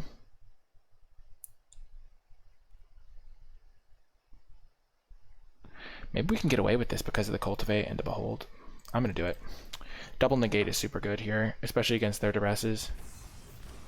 We need to get this thing out first because there is a... I need to draw one land for this hand to work out. And there's a lot of lands in the deck. But I don't want them to duress my land away. That would have been real bad. And so it goes. Unfortunately, we're wrecked now.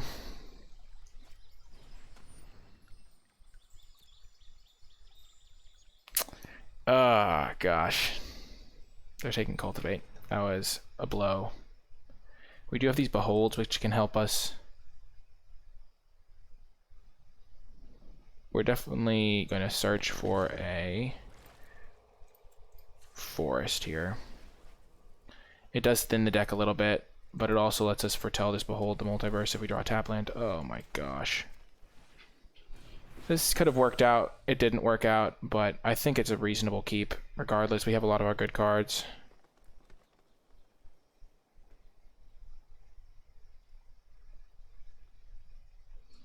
I'm really hoping for a land here. Come on, land. You're kidding me.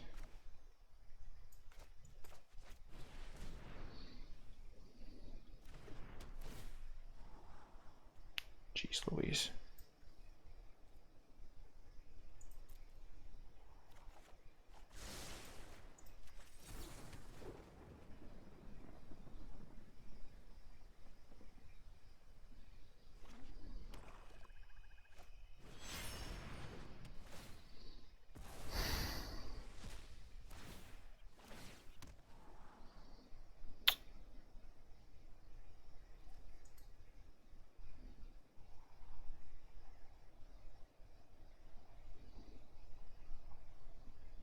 I think our best draw would be Swamp and Duress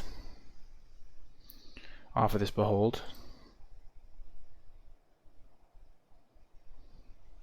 2 to the top, that's bad.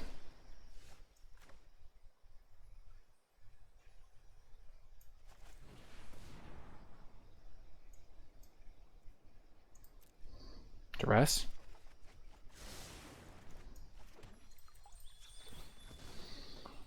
Well, we can get a swamp and play Valky.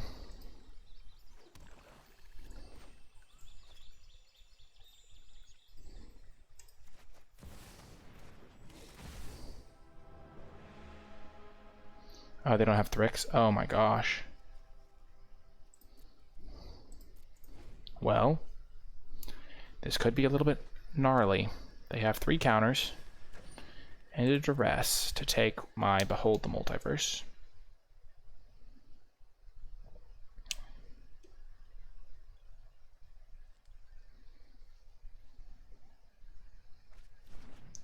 Oh, they took my land instead. That's probably smarter. 3, 6. Land. Huge.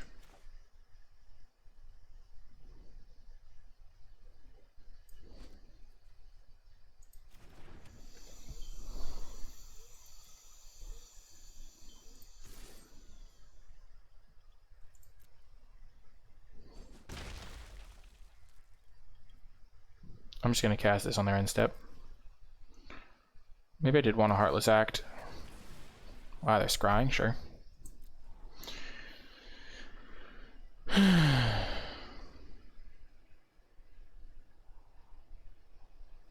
I could just cycle Shark Typhoon to make a 3/3 if they're holding up negates. That is bad. The fact that they're keeping cards on top, it probably means they have lands.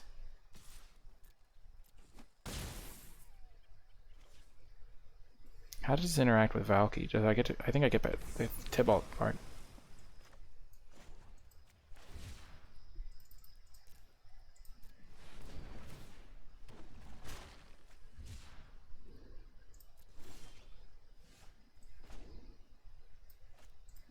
Forest half.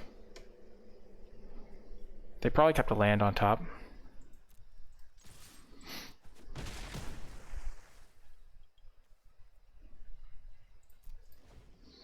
If they jam this with Mystical Dispute backup, we're okay. We can just pay for the dispute.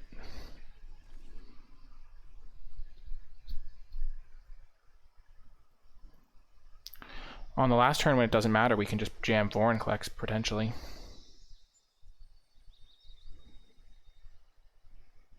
I could have foretold this, that would have been better.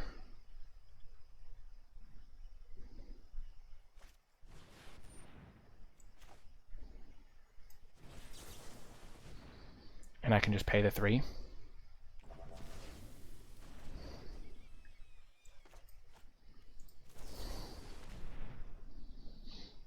Let's see, let them use their Mystical Dispute.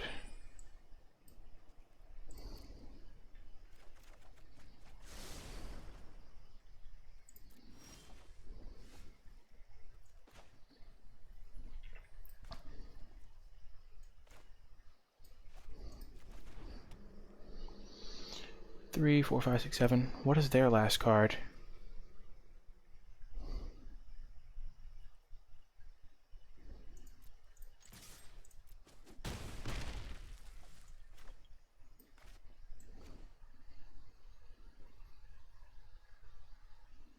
Gonna put this in my hand. No, I'm gonna play the Nightmare, I think.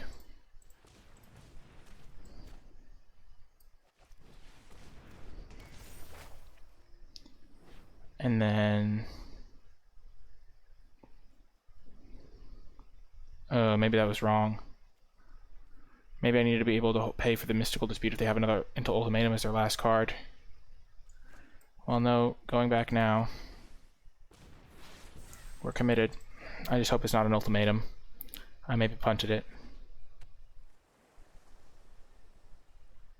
Oh no, because they could have just had negate backup.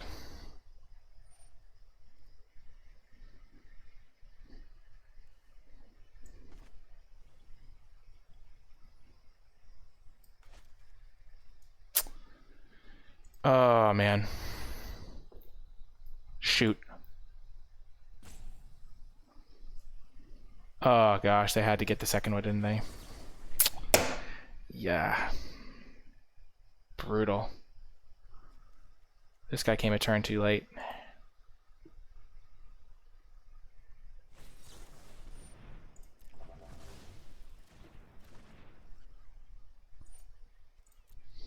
So now they just get Alrens, a Vorinclex, and something, and I die.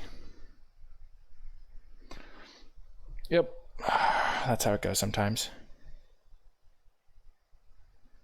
We almost got there with our hand. Maybe I wasn't supposed to keep this Behold. Maybe I needed to just go one deeper.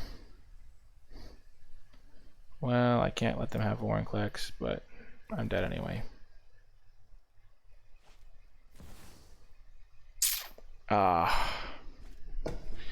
Wow, I think we could have won this game if we had hit our third land drop. That's all we needed.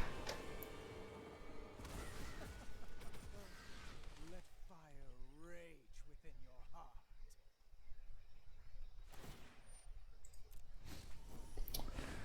heart. Okay, yep, and we're dead.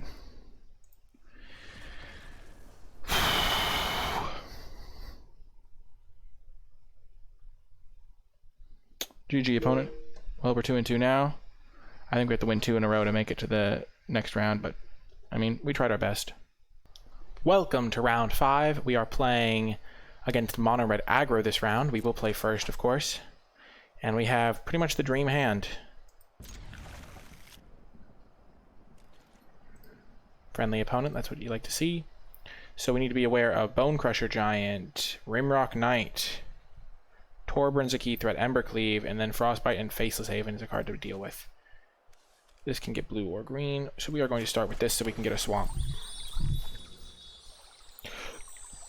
This is a matchup we're prepared for. No 1-drop, eh?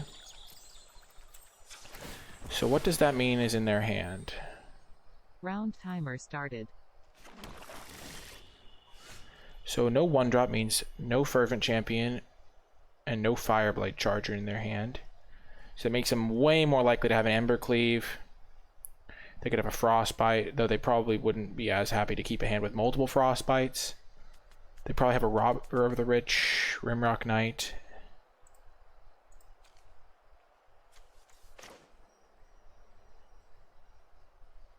We're going to get green from this.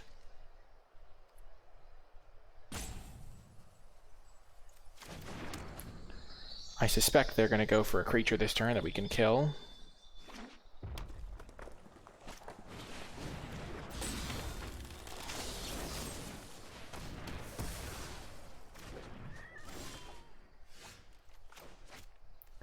This is one of those cases where I wish I had a normal island there, because taking 3 is really painful.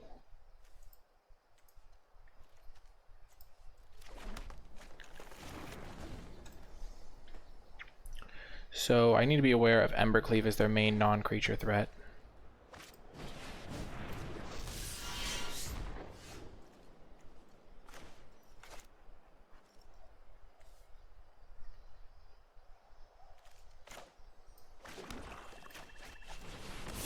I'm just going to exile it so they don't get any 1/1s, no board presence.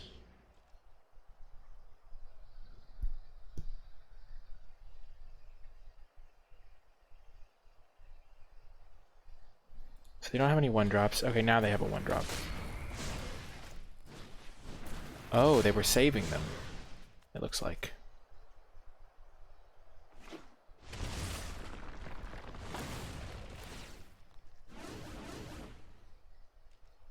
Rimrock Knight?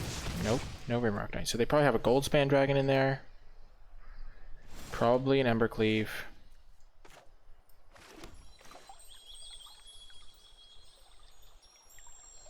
Yeah, I'm fine getting an island with this Fabled Passage.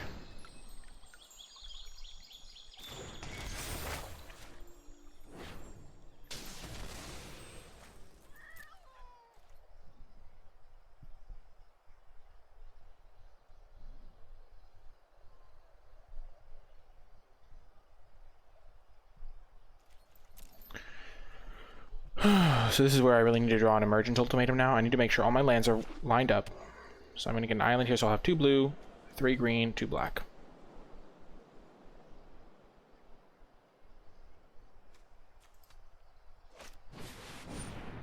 Torbjorn, yikes.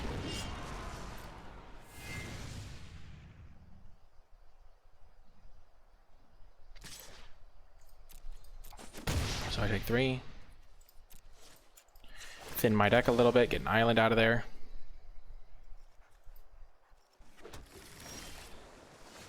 That's actually pretty good because if they have Goldspan Dragon. Okay, I'm going to get the Triome in case I draw my Tibalt. Play this. And kill their Torbran. Next turn I can Yorion and do it, but for now I'll hold up my removals.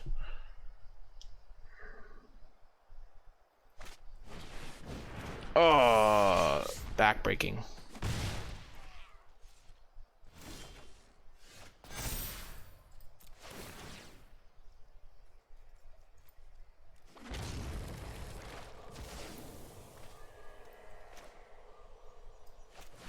Well, now I have to do this and hope they don't have a Embercleave.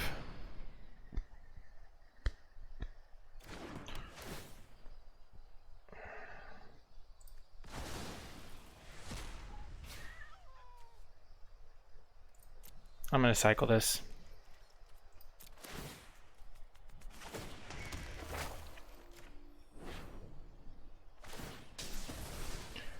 Maybe I was too ambitious with my Shadow's Verdict. That's definitely a line I could have done differently. But I figured they didn't have 2 Fervent Champions. They were like waiting for me to Shadow's Verdict to use those guys. Okay.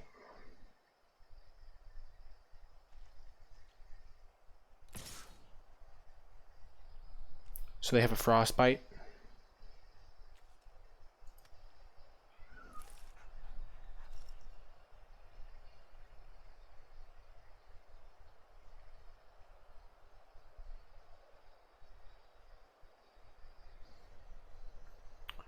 So if I take this, I go to 5. They do this, they hit me down to 3. Do they have any like direct burn?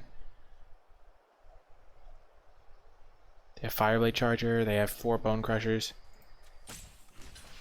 This is a bummer. I know they have the Frostbite, but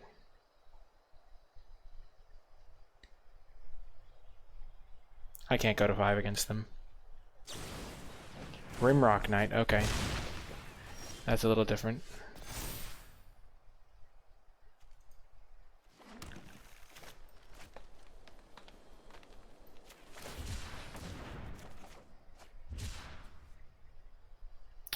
Three, 4, 5, 6.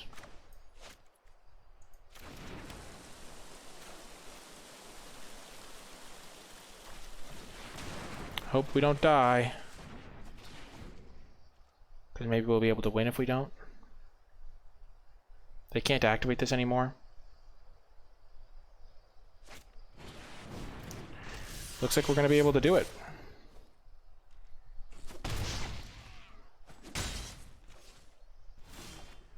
Huge.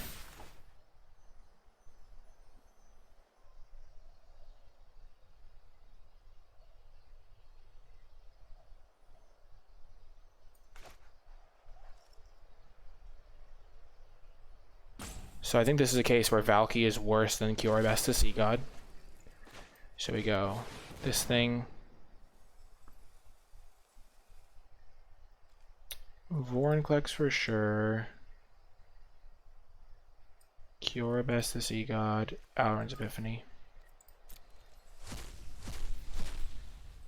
And we want to make sure that we put Kiora onto the stack before Vorinclex.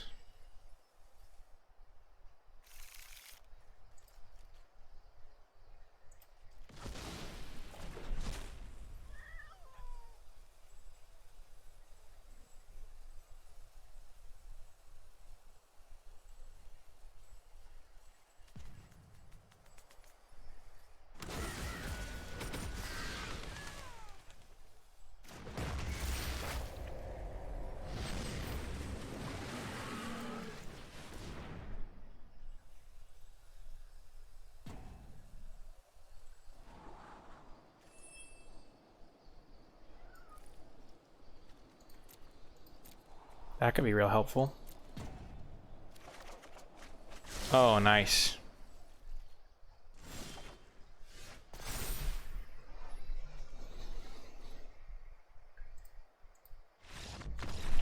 Got game 1 against aggro. That is absolutely massive. Okay.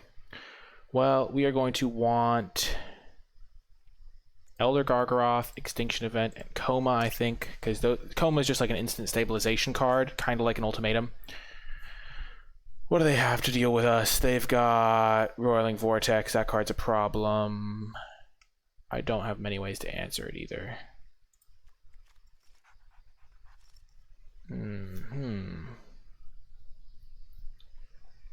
So they're going to bring in, presumably, Rolling Vortex, Graveyards and Libraries. So they could Rolling Vortex and Weathered Runestone potentially, and then just haste creatures. So I'm glad I have the second Coma. I will say this Negate is not great on the draw. Felt a little bit weak. Duress might be helpful if I draw it in the first couple turns, which is the only turns that really matter.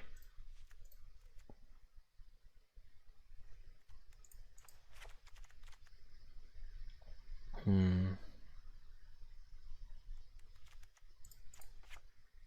think I cut 2 of those.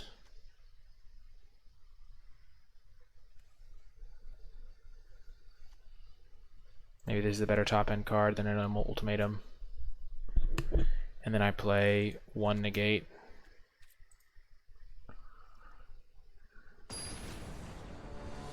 Because they're going to really punish ultimatum. I'm not going to be able to cast it very easily, so drawing multiples would really be bad, and even drawing 1 is probably rough. Yeah, this hand's not keepable. It doesn't have any interaction. This hand is much better, though. I'm going to ditch the Vorinclex. I know Coma looks like a pipe dream right now, but if we hit some lands, maybe we get there. I think this is... It's so unfortunate, because I only have 2 of these in my deck, but I keep drawing them in my opening hands when I really need to just draw untapped, painless lands. Okay, so they have a 1-drop here. Yep, Fervent Champion.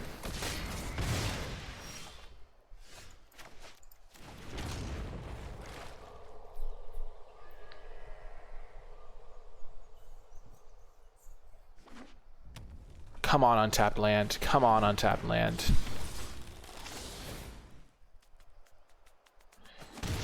Well, I'm actually okay with them getting that one. It's so much damage.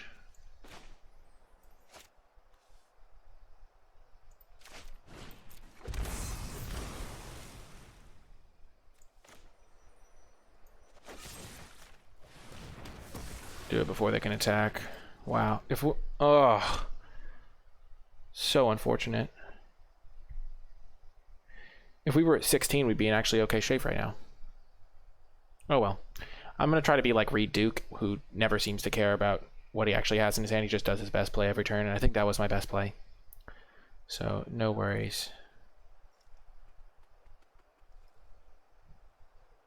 We want to kill the even cost creature so that this can sweep away all the odds, including NX.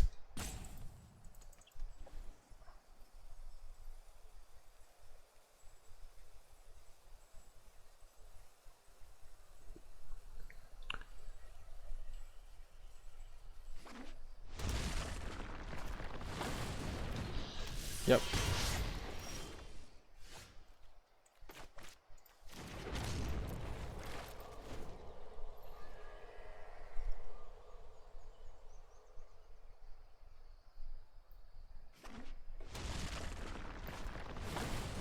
Perfect.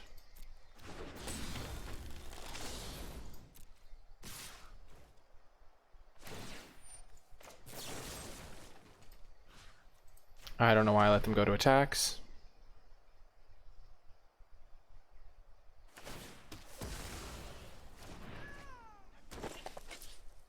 There goes Cultivate.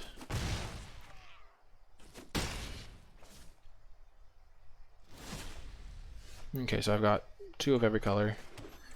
This can go get a forest.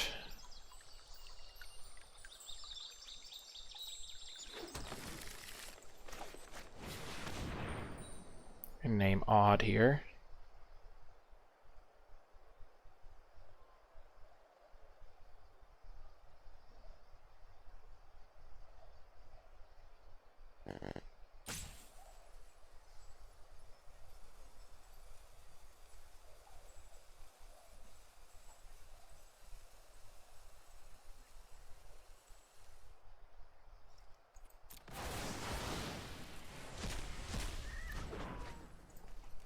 Pretty good right there.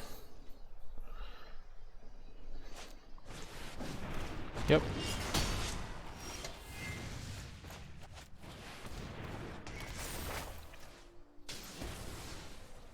Have to hope they don't have anything too dangerous here. I can't beat a lot. They don't have a gold span dragon, that's good.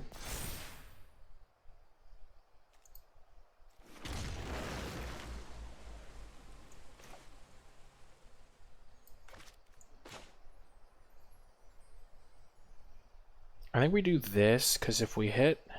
No. We're on the coma plan. So we have double green, double blue.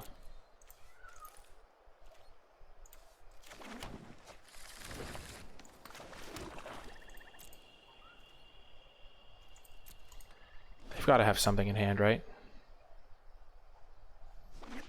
Faceless Haven. Sure.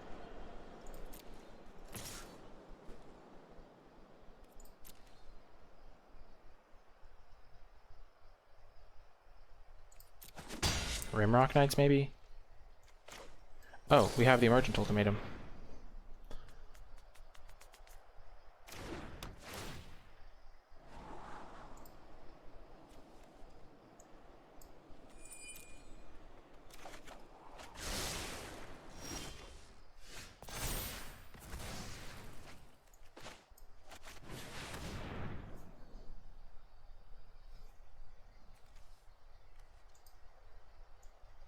Alwyn's Epiphany.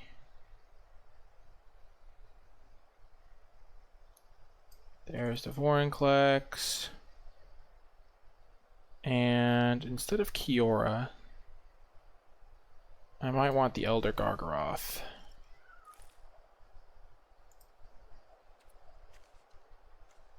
It's close though, because Kiora gives me an 8/8, but Gargs is like a card that I can start ending the game with while I'm...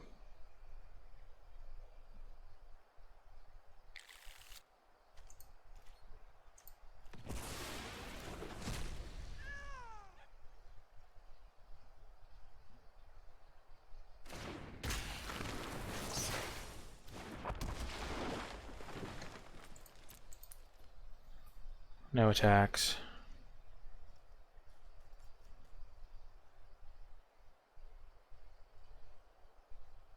Do they actually play? Oh no. They kept Frostbites in. Yes!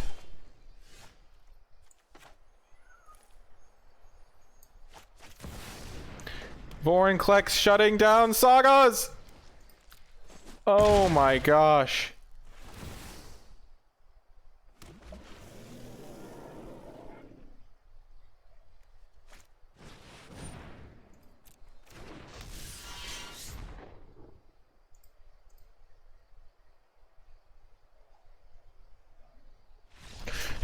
Got the win. Oh my gosh, Mono Red is such a close matchup. The changes that I made to the deck to help me win game one, though, really came in handy. Whew. Wowza. Got another win, and if we win the next round, we qualify for the tournament tomorrow. Otherwise, 3-3, perfectly acceptable record, and especially because I'm pretty new to playing standard stuff, and this is like an actual tournament, so people are pretty good generally. So I'm going to be happy with either result, but I'd obviously like to get the win, and I'll see you folks there. Welcome to the final round. We are 3-2. If we make it to 4-2, we are qualified for the tournament tomorrow. Otherwise, 3-3, pretty decent record. Good time to win the die roll. We are playing against Teamer Ramp, which is a matchup that we played against earlier to great success, and we have an excellent hand here. Let's look at their deck list, shall we? So they have 4 Shark Typhoons, which are good against us. Coma, which is pretty good against us. They don't have any small creatures. And they have a Seize Despoils, Migration Path, 4 Negates in the main deck. 3 Jwari Disruptions. So the Jwari Disruptions are really the card we're most likely to want to play around. Our own Jwari Disruption could be useful, but I think we're just going to make sure we hit our land drops here. We can delay it 1 turn, though, so we can play the Zagath Triome, because we're definitely going to want to play that.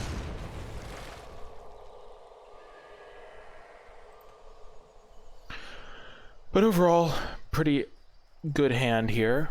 We can turn 2 foretell this, turn 3 cast this. Maybe we can't afford to hold the Jwari Disruption.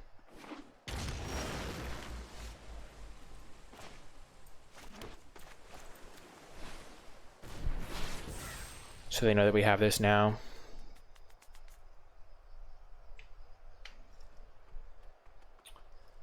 If they play an untapped land, then they could Jwari Disruption or Cultivate, which isn't ideal for us. So we'll just play it a little bit slower.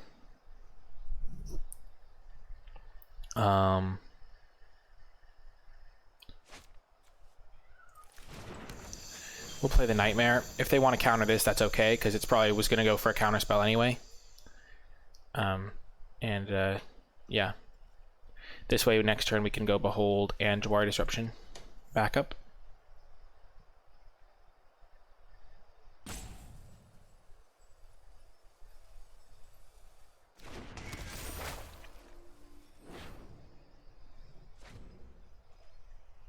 So they have 4 Fire Prophecies, which are blanks against us, luckily. So hopefully they draw those. Beanstalk Giant's pretty solid, but we have a lot of spot removal in the deck that can take it out. We do have good removal amounts in the main deck. Let's see what they... We'll look at the sideboard after. We're just going to focus 100% of our efforts on the main deck here. Feels like it got louder. I don't know why. Okay, let's see what they're working with here. So they got a Negate, a Shark Typhoon. I don't really care about the Genesis Ultimatum. I'm going to be able to get to my card first, so I'm going to take the Negate. Their hand is pretty bad.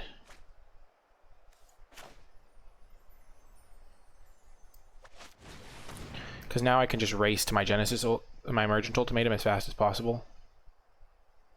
So I just need to get a Forest. Honestly, Forest is pretty good. I have Sultai, so this is blue, black, green. This is black, this is blue.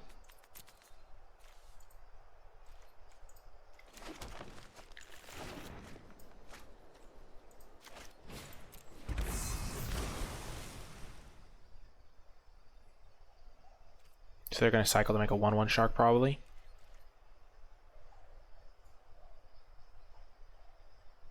And I am 2 turns away from casting Emergent Ultimatum and presumably winning the game. If they don't draw another Negate in that time. Which I'm not going to count on if they only have 2 draw steps. And they do have 4 Negates and 3 Jwaris.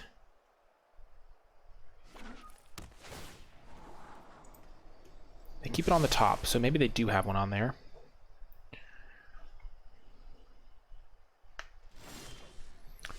Oh, this is perfect. The absolute perfect card for us. Do they have any key 5 drops that they could resolve? Oh, they drew this land. Okay, so we can play this.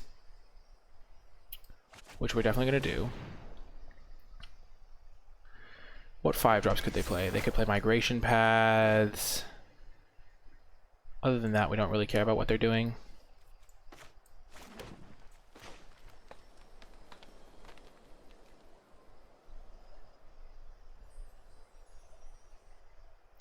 This is a fine opportunity to get the Yorion into our hand, I think.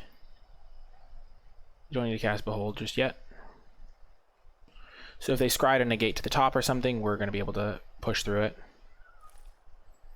And I'm glad we got 2 forests, because now we can lock in our Emergent Ultimatum next turn by playing this as a swamp or forest, because there's all our colors. The Elspeth's Nightmares have been pretty clutch here. So we're probably going to go for the most... Okay. We're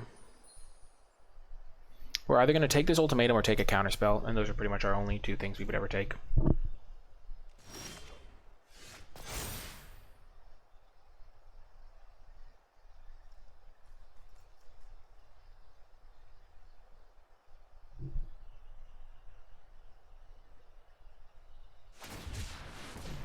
Okay.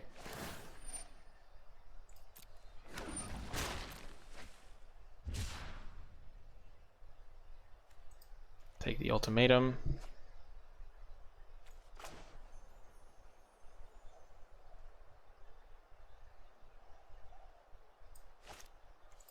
Okay, so now I have two options. I could play Yorion and hold up Dwari Disruption and Behold. And that way they don't get to resolve this. No, they're 2 mana away from that anyway. Never mind. Easy Emergent Ultimatum. So I probably just want to get the Alrunds, the Vorinclex, and the Kiora Best the Sea God. Nothing too fancy here.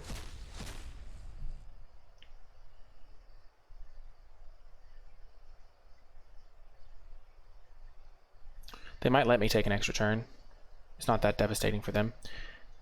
I could have also gone for the Tibalt instead of the Kiora. But the Kiora feels like it's going to be game-ending enough.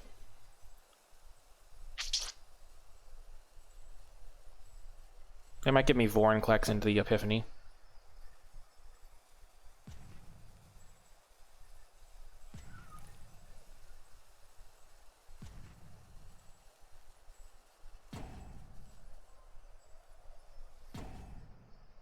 Oh, they just don't give me Vorinclex. Okay, so I want to get both of these into play. So I click the one first that I want to happen first. Okay.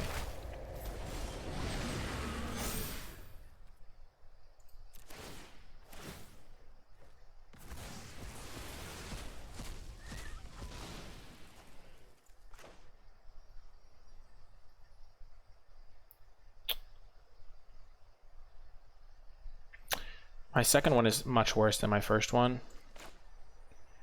Still, when they don't have anything to do, it's probably good to cast. Okay, what do we want to get rid of?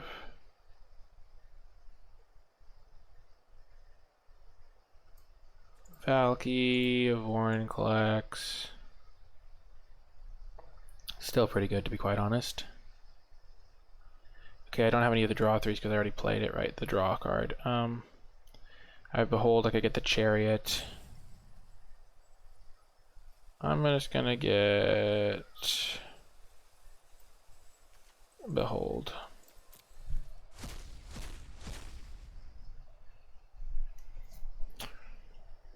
So I want to make sure that I click the Vorinclex second so that he comes into play first. If they give me Vorinclex, which is doubtful.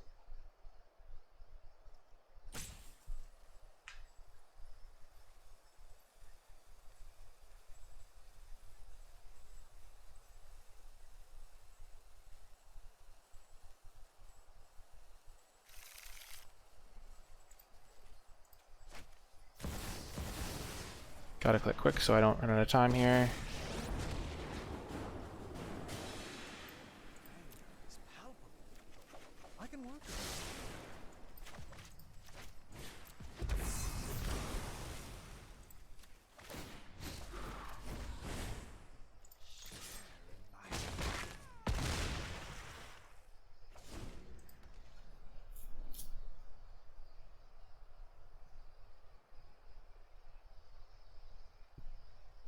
Do I gain control of any permanent? Target permanent and opponent control, so I can just take one of their lands. Stop him from casting anything devastating against me.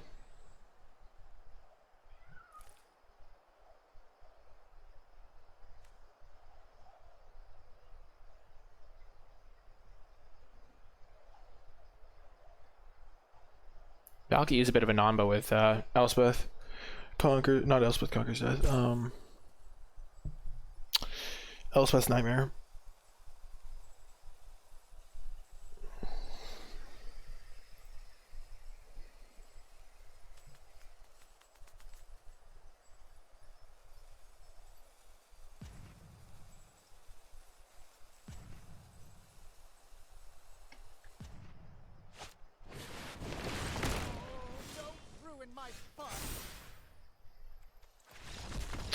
And they scoop it up.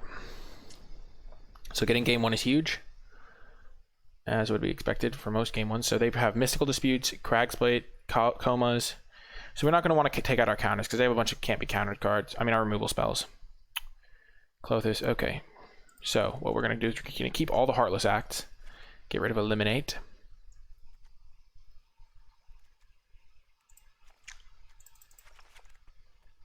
We can still get rid of the Sweepers because we have removal spells for their Sharks, and Elspeth's Nightmares might get cut.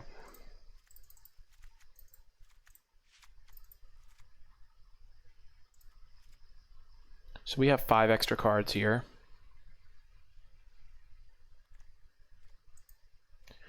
Which means Elspeth's Nightmare can probably get cut. It's like a really bad duress. But because we're keeping our Heartless Acts in... maybe we just want to keep 2 Heartless Acts in. Because we're also keeping in Soul Shatter. That makes sense. Normally we would take all 4 of those out, which means we'd have room for the Nightmares. We take out all these cards, but... pretty happy with where we're at. We might want to cut the Chariot for the Gargaroth too. I like that too because of all their Shark Typhoons. And because they're probably going to cut a lot of their removal. And they don't really have removal that kills it anyway.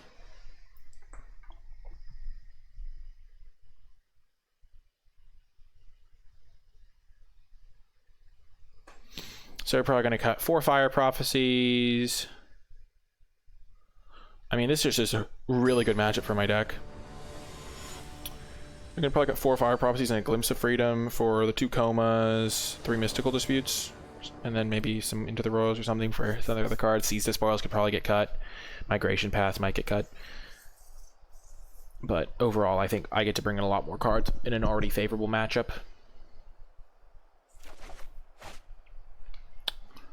Okay, on the draw, this seems keepable to me.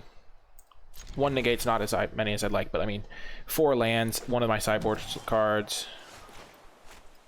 and a slow matchup. Pretty much all you can ask for here.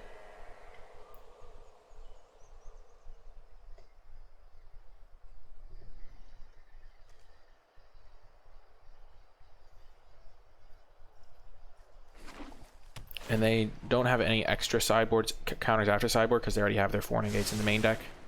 Oh, no, they have 3 Mystical Disputes, never mind. Okay, so we're just going to play our basics first.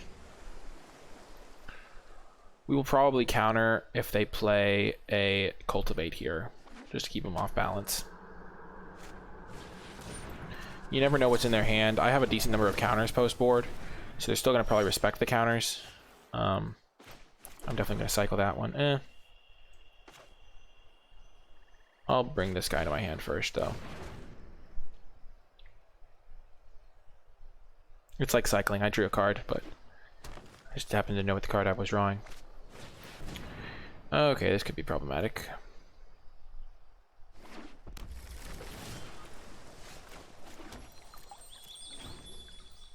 And now this Fabled Passage and this card give me priority so I can bluff a counter magic.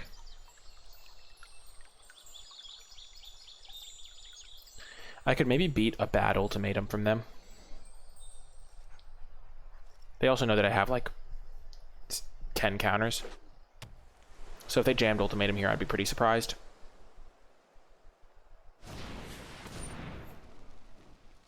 Sure. So they have 3 cards. They probably have an ultimatum and an Ugin or something like that. So I need to draw 2 counters to deal with those.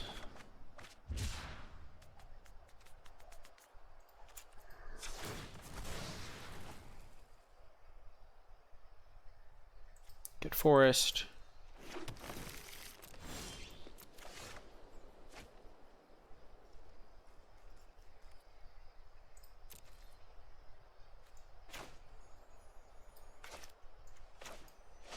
I think I'm going to do this. And this way, if they have a Cragsplate Baloth as their top end card, I can deal with that.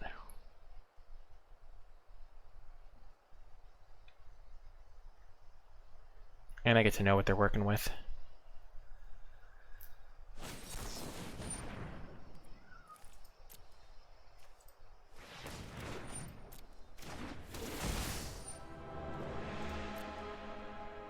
Oh my gosh. Well, ain't that nice. And they likely removed a lot of their spells. Oh my gosh, that's huge. Valky clutching it for me. What removal spells do they have here? And then I get to binding it. And then I just get to copy the Coma that he's exiled.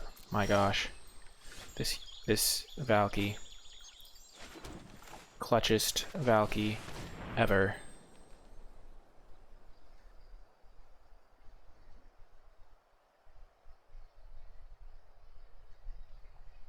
Wow. Huge. Maybe a second Valky's not that bad, because even in these matchups it does a lot of stuff. And it gives me more stuff to hit off of my ultimatums after the first one. 4, 5, 6.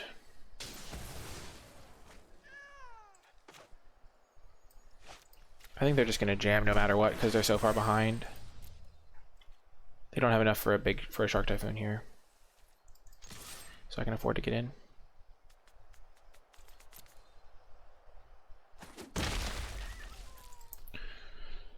Would it be better to make Coma or cast Ultimatum? Probably Ultimatum, given that they have one card in hand. It could be a counter, I guess.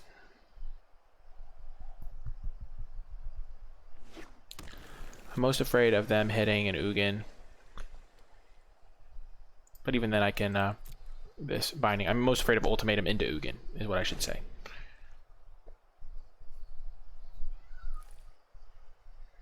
But then I get to cast my own Ultimatum.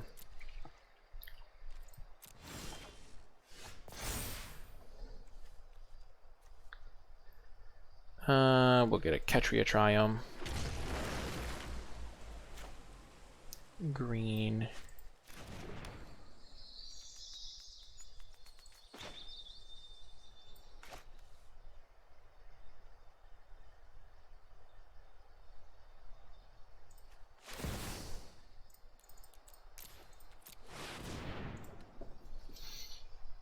We'll do this just to play around a counterspell.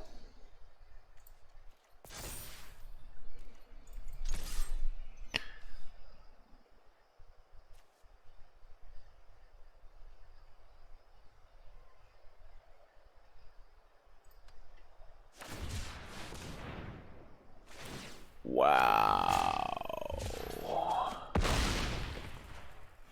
I botched it. I just had a moment of not thinking and got owned by a very avoidable Shark Typhoon, shall we say.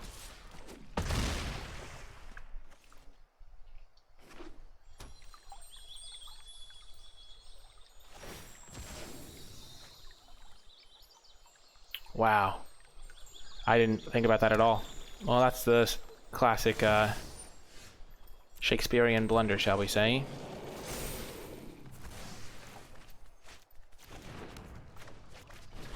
And they could have a negate here.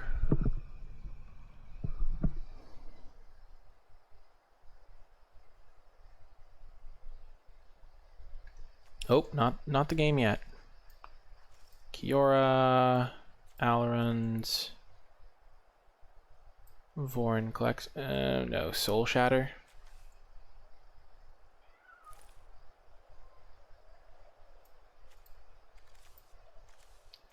Kiora, Vorin collects, and then Soul Shatter.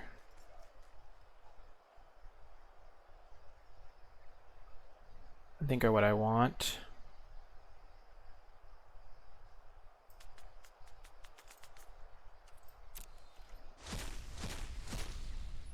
Because Soul Shatter gets rid of their Coma. So they probably don't want that to happen. But if they give me the other two, then they're in trouble.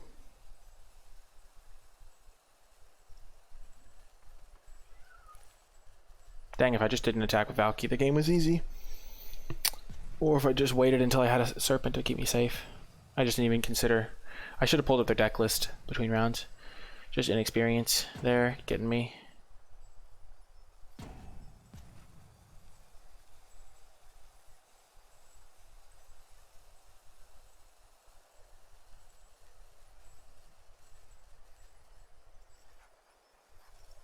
Tough choice means it's a pretty good split, I think. They go back that, okay.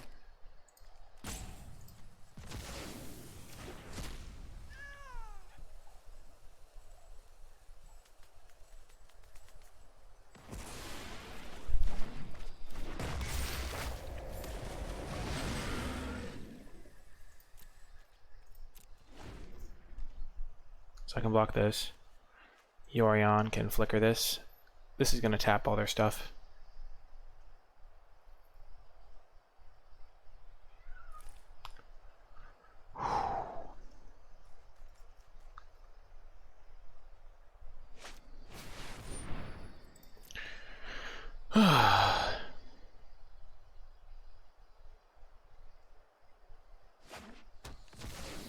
Wow. They hit a bunch of counters there.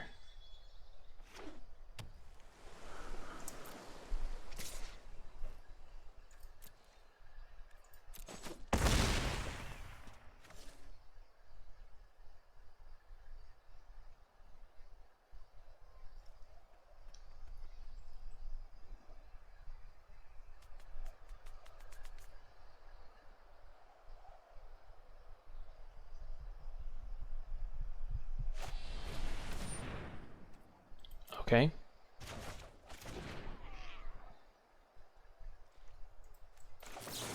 We'll do this to dig for counter magic. They can't afford to counter this. 4, 5, 6, 7, 8, 9.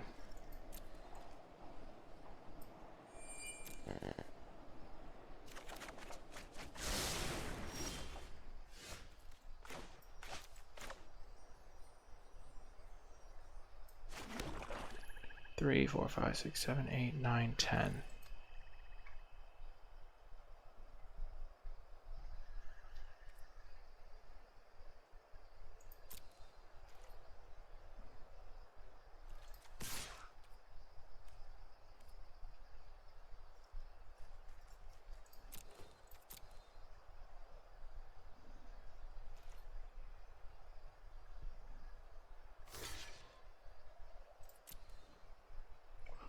So now the question is, do I want to just make a massive shark? 4, 5, 6, 7, 8, 9, 10.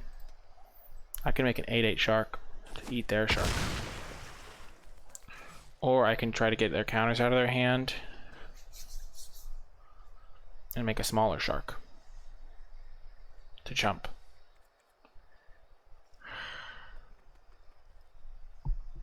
So what did they hit? They hit 5 non-land spells. So they have to have another ultimatum,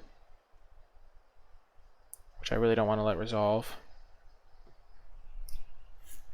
They have to have like some Shark Typhoons and stuff, so they have a Shark Typhoon of their own.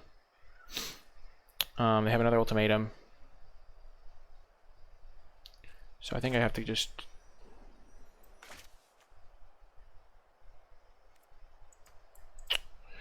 I'm in a pickle. Let's just hope that they have another bad ultimatum. They're probably going to make a shark here. Nope, they don't make a shark here. They could play Crag's Plate Bailiff.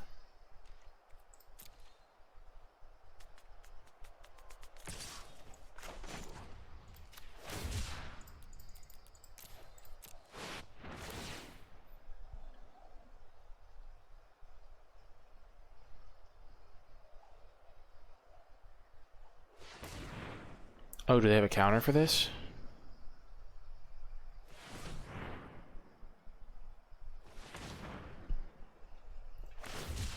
Okay, they're cycling. Did they hit 5 cycling lands off of it? What?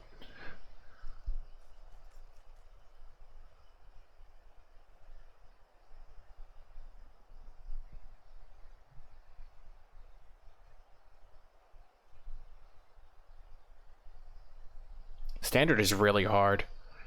It's a lot harder than, like, just making the right play is really difficult. Wow, they have a second one? Now they can't necessarily cast their ultimatum. Now they have to have untapped land into ultimatum, which we don't even think they have. We don't have reason to believe that they have that. They must have just drawn a bunch of counter magic.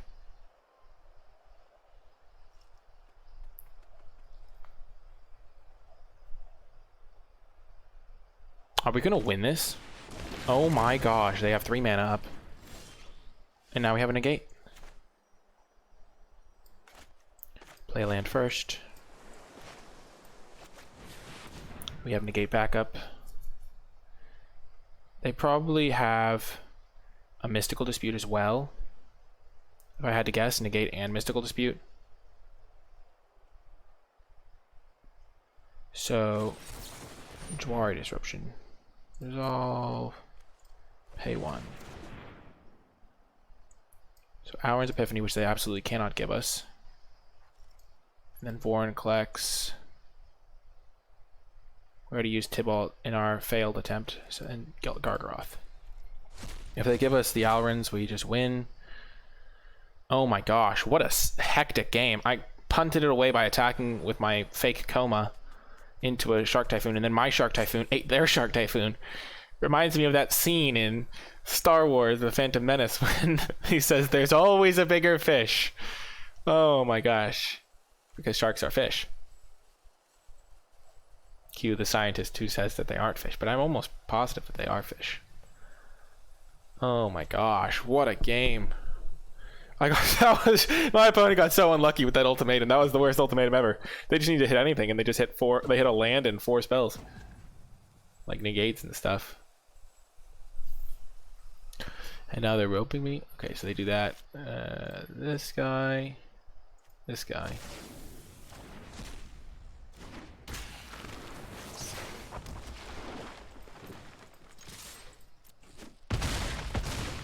It's not over yet. I guess they could technically top deck another ultimatum and get me good with their Crag's Plate Baloths. How big is Crag's Plate if it gets kicked? Ah, it's a 10-10. It doesn't have trample though. Wow, this has been one wild game. Just the swings. If there was an advantage bar, it would have gone pew, pew, pew, pew. Just all over the place.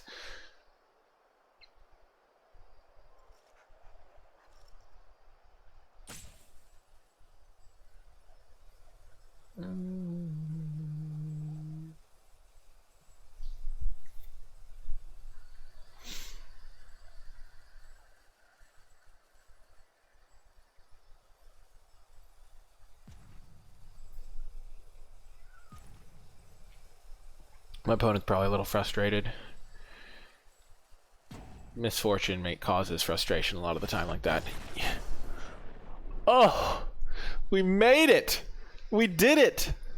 We qualified for the second day of the competition. We went 4-2. We started off 2-0, lost 2 in a row, battled back 4-2. Let's go. So we'll be competing in the 5K tomorrow. That's really exciting stuff. If you were watching this on YouTube and you made it all the way till the end of the video, I mean, what can I say? That was a wild run. I didn't play perfectly by any means. I definitely tossed some games to the sidelines that I didn't have a reason to, and I definitely got a little bit lucky at times, but that's what the learning process is about. It's about doing your best, learning from your mistakes, and overall, tons of close matches there. I'm pretty happy with how I played, though, overall. Very, very pleased with the way that those games went. Teamer ramp, just feed me Teamer ramp, because those 2 matchups went pretty well for me, I have to say. But if you made it all the way to the end of the video, do remember that. Take that extra second, hit that like button, subscribe to the channel. It's free to do these things, and you can also hit that bell. It's free to do that, and it does help me out. Also, comment, questions, feedback, thoughts, plays you would have made differently. I'm sure there's a lot of them. If you want to see more constructed content, I'm enjoying making this type of video right now, and so if you enjoy watching it, I'll keep making them. You can also check out my Twitch stream at twitch.tv/NicolaiBolas.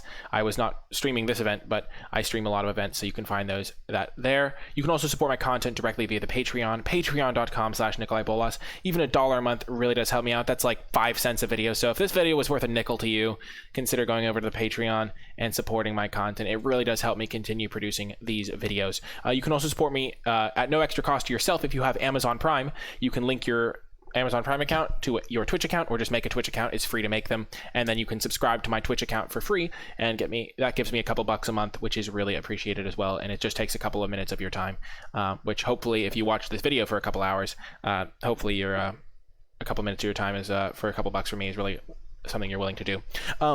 You can also check out my articles, the free NicolaiBolas Discord server, linked in the description and pinned comment as well. Or you can follow the NicolaiBolas Twitter to get notified when I go live and when I post new videos and things like that. But overall, a super fun battle, and I'm excited to play in the 5K tomorrow. I'm probably going to record a video for that as well, and I might even stream it. But that's going to do it for this one. I hope you enjoyed it, and I will talk to you next time. Oh, right. If you made it all the way to the end of the video, leave hashtag... Almost forgot a hashtag, because I really honestly wonder how many people waited until the very end to hear me say that O part. So that's like the secret club, or leave hashtag secret club, because there's very few people that are going to listen to the whole outro, hear me say talk to you next time, and then that extra second where I then go on this little spiel. So that's pretty funny. Leave hashtag secret club or hashtag almost forgot the outro to let me know you made it all the way to the hashtags. Let me know you made it all the way to the end of the video. That's going to do it, though. I hope you enjoyed it, and I will talk to you next time. For real this time.